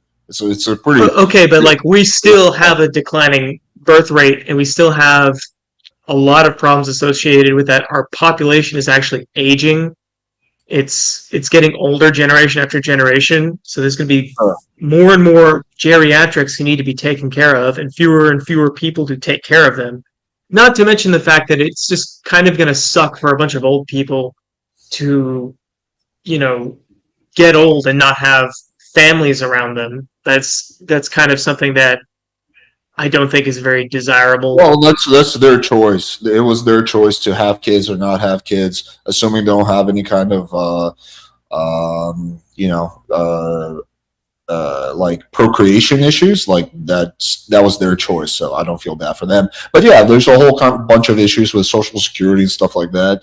I do agree. I think in the US it's going to be a little dicey, but the hope is that technology can offset a lot of those issues. But we'll see. I don't know. I don't really trust technology to offset the issues. If you're thinking about like automating jobs and just taking care of, I think there's a whole host of problems with that. Well, it's not even like something that we get a choice unless the government like bans it, which they won't. It's something that's happening like every year. Okay, Yeah. but like there's a first of all, I don't think we should hold out for that for that to happen because for all we know, like we could run into a problem where we can automate jobs, but we end up creating jobs that we can't automate. Where maybe we don't automate things as quickly as we want. How can we force people to have children? Like, if you want to say like give tax incentives for people who have a certain amount of kids, I'm all for that. Like, I don't have any issue with that. But like, aside from I think it would help if people believed if more people believed it was a good thing to have children. How do we do that? You do that by influencing the culture that you live in. Like you don't go around acting like, oh, I guess if you just want to be a free spirit who just does whatever they want to do, that's fine and acceptable. It should be kind of taboo to not be someone who's trying to pursue these, like having children. I think that should be something that's kind of looked down on. I don't think so. I think that if you don't want to have a kid, but like you're kind of screwing the future of your own society and culture if you're not at least trying to have children. You're literally killing your culture. You're murdering it. Like everything that's been done, all the generations of people who've contributed to where you are today, you're pissing on that for your own personal enjoyment. How many children do you have? I don't have children now, but I'm not really. But wait a second. Right now. But he's so based. I had enough to offset that. So. Yeah. My issue right now is that I'm still in college and I don't have a job yet, so I'm not interested in making children until I have a job. But once I graduate, then I'm going to be on that task. Maybe. But yeah, maybe right now, definitely 100%, 1,000%. Well, you do need a girl for that, so you're yes. Okay. You have to find a girl. Listen, I don't have time for that right now. I just need one more year. I'll graduate. I'll have my degree. I'll get my electrical engineering job, getting paid $100,000 a year, and then I can focus on that. Do you think you'll have more or less time when you're working compared to being in college? I've worked in this area before, and I know for a fact that I'll have more time for a multitude of reasons. For one, I'm working and going to school right now, which is very time consuming.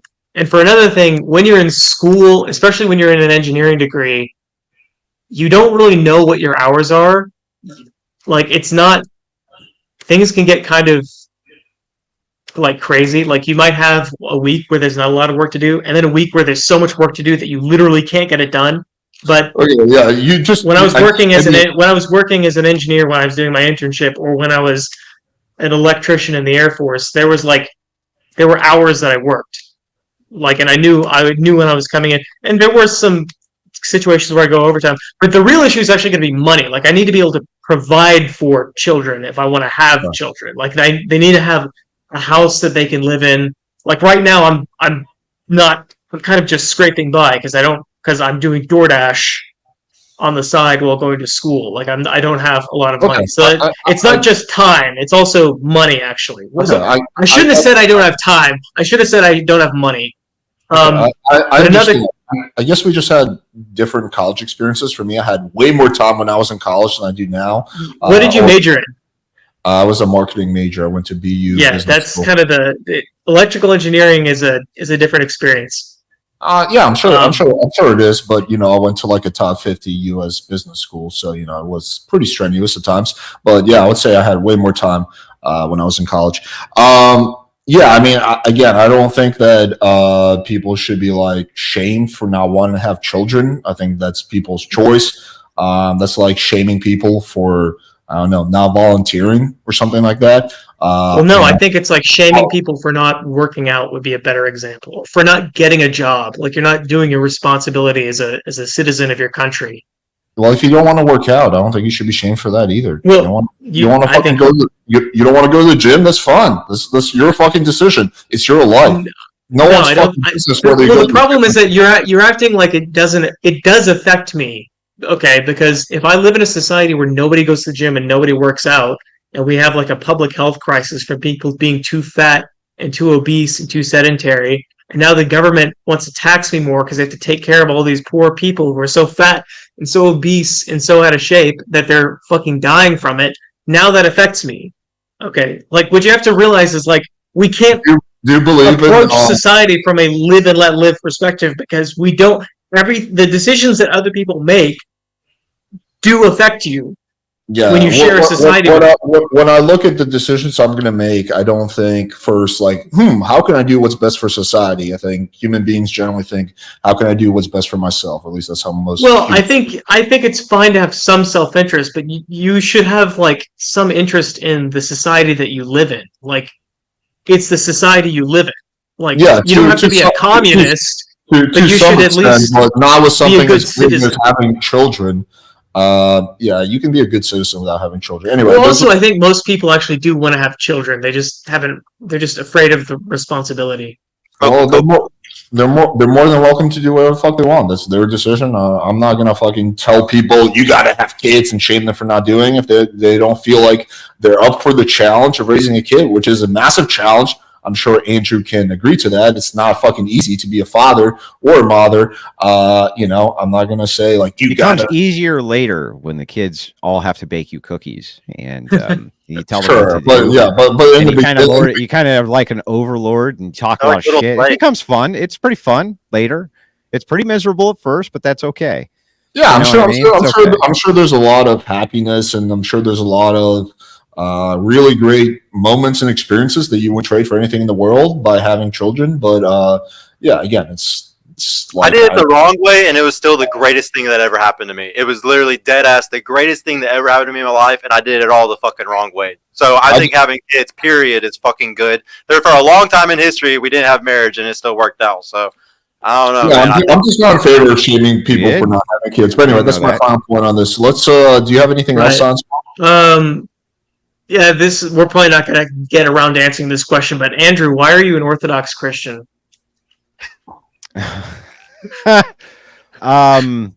So I came to Orthodoxy actually logically, rather than first spiritually. Yeah, that's interesting. I was raised a Baptist, but I've been an atheist for 9 years, and I'm trying to like maybe move in the direction of Christianity again. And I'm kind of curious, like why. Well, you can hop in the Discord. I'll have a conversation with you about it. But Alex doesn't want to pollute his degenerate infested channel with too much religious talk, which I think is fair. It's his channel. So if you want to hop in the Discord and have that conversation, you're welcome. I agree with Andrew. Science Monk Andrew probably has all the facts. If you look at just logically, you will see why Christianity is correct. Honestly. Yeah, I'm just not a big fan of 2,000-year-old fairy tales. I'm sorry. Okay, Joe Rogan. Well, don't worry. If we follow your program for birth rates, won't be human beings around to believe in fairy tales, Alex. Well, at least all of us will make it, so it doesn't matter. Okay. Anyway, anything else, Science Monk? No. What's the Discord that you're in? Is it that Crucible thing or? Yeah, it's called the Foundry. Oh, the Foundry. Okay. Mm-hmm. Okay. All right. Sounds good. Yep, that's it. Right. Have a good day, man. Thank you for the talk. All right, see you. Take it easy, buddy. All right, we got one more person. Let's bring him on. Yeah, but for the record, I am in favor of incentives for people to have children, like tax, tax discounts and stuff like that. So I'm not opposed to that. Okay, hello, what's up, dude? Yo, what's up, man? What's going on? You look pretty different. You shaved your beard or something? I did. Because I have this wrestling match, and it doesn't work with my Nacho Libre mask.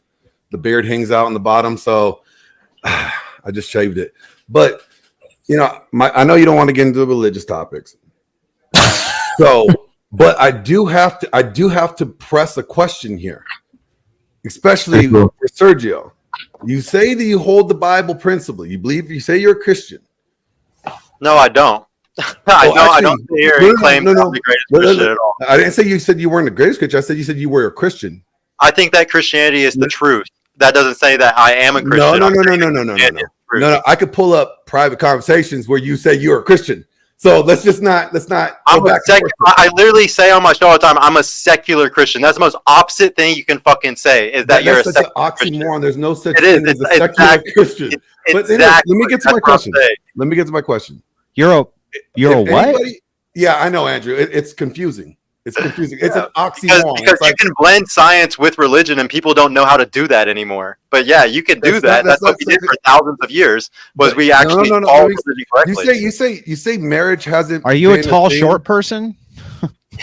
You say marriage hasn't been a thing, but we have biblical documentations that marriage has been a thing since the beginning. So you saying that it's not a thing, or has only been a thing for a couple hundred years?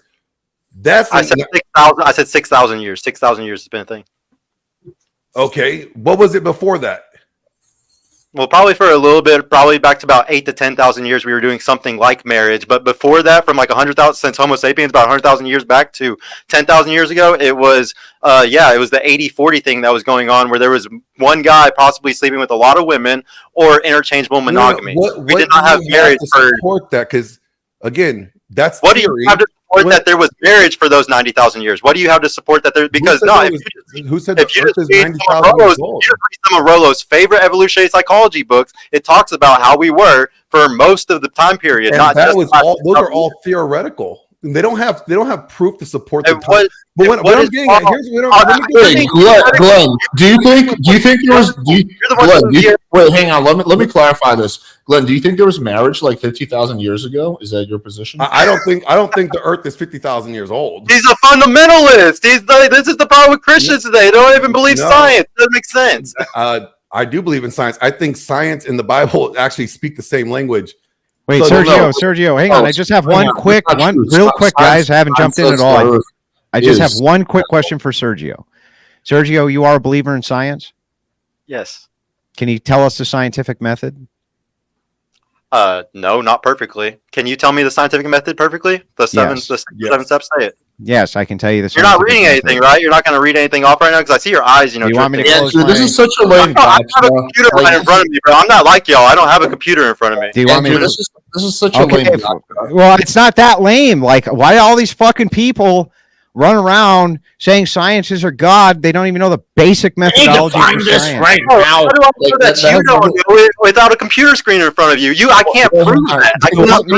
It doesn't matter which one of you guys knows the definition to that term or not. Wait, Glenn, what you said earlier, I'm trying to kind of let you guys go at it, but what you said earlier is that it's like that you believe in science too. But no, like when you said that I don't believe the Earth is that old. Well, science does believe that the Earth is much older than that. Science has a theory. There's no empirical data to prove this. You don't believe in carbon dating? Yeah, there's a lot of empirical data. What is this? What replications of it say? Oh, this exactly proves this is exactly this old.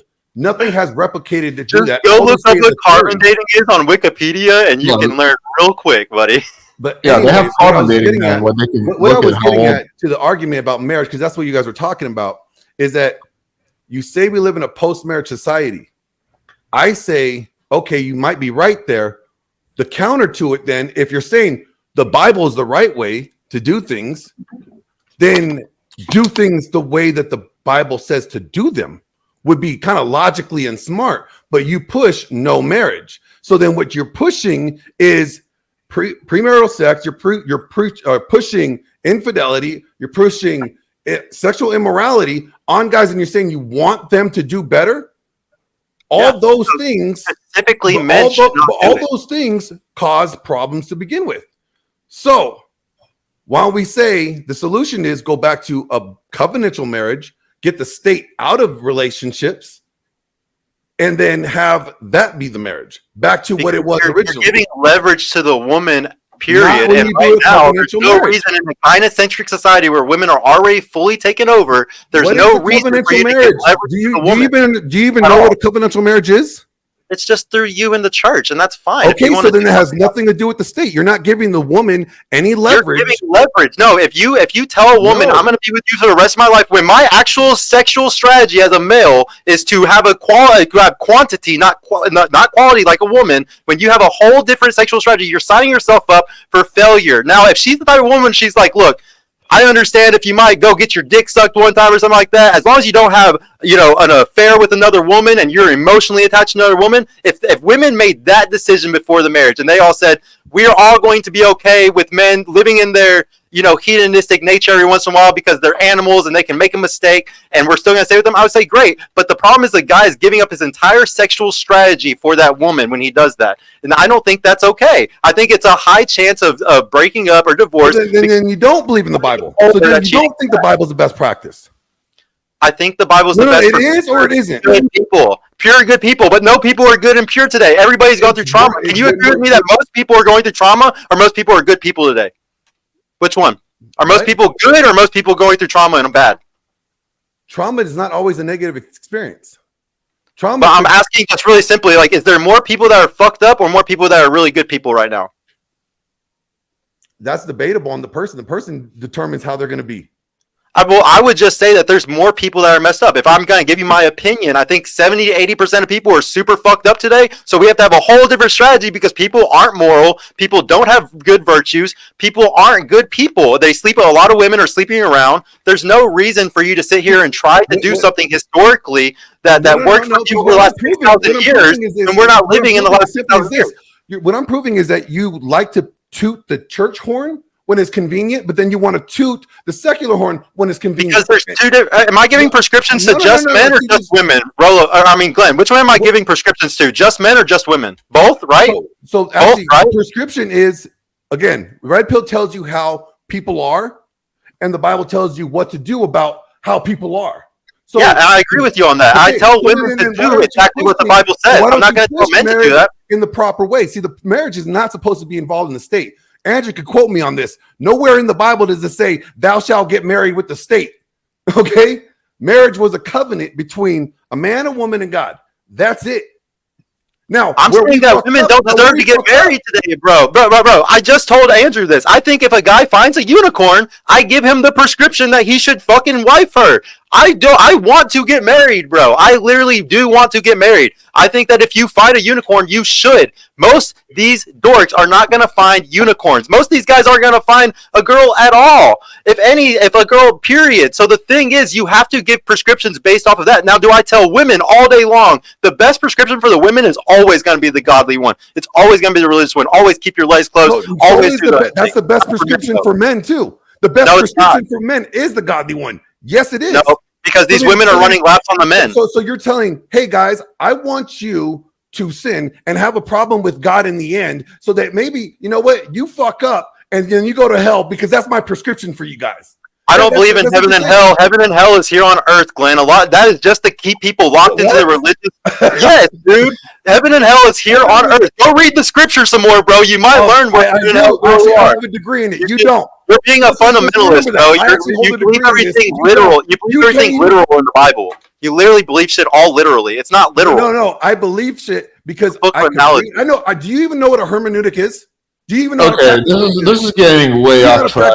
Any hermeneutics, Sergio? Answer that question. Do you even know what the word hermeneutics means? It's the study and the debate. What does the word mean? What does the word mean?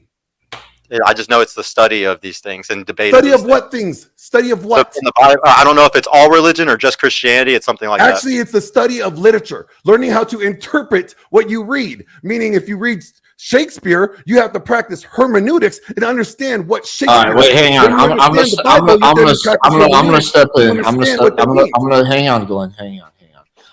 The definition game, I feel like, is super lame. Let's move off that. We're going on for almost 3 hours. I do want to wrap up. You guys are more than welcome to connect. I'll be happy to connect you. I think you might have my number, Glenn. Do you? No, I don't have your number. I got you. Oh, wait a minute. I got your email. Yeah. Okay, well, yeah, I'll be happy to connect you guys. Do you have any any last final questions for Andrew or Sergio? Well, like my question was going to go back to Andrew. Biblical patriarchy would be the best prescription to anybody that claims to be Christian, correct? Even if it was non-biblical Yes. patriarchy. So I think that patriarchy and a patriarchal structure is a fundamental which can't be escaped. So regardless of circumstance and even regardless of Christianity, I think that the default will always be patriarchal by necessity. Yeah. So even if you have a culture which is not Christian, in other words, for whatever reason, right, it'll still default to a patriarchal system. There's just no way around it. Glenn, are you married right now? Yeah, I've been married. Okay. What is your body count? My body count? Well, Yeah. let's see. It's up there. It's well over 50. It's well over Myron Gaines' quota. But wait, but why are you saying that like men should live by biblical blah blah blah, but you in your own action have fucked a I lot will of say girls? that I made the mistake of doing that. No way, like I did, and then I tried to say to do it the better Everyone way. always says that. But I didn't say it was benefiting me. I'm never the one that's saying, "Oh, I brought gems back," because I didn't bring gems back. Dude, that's what back.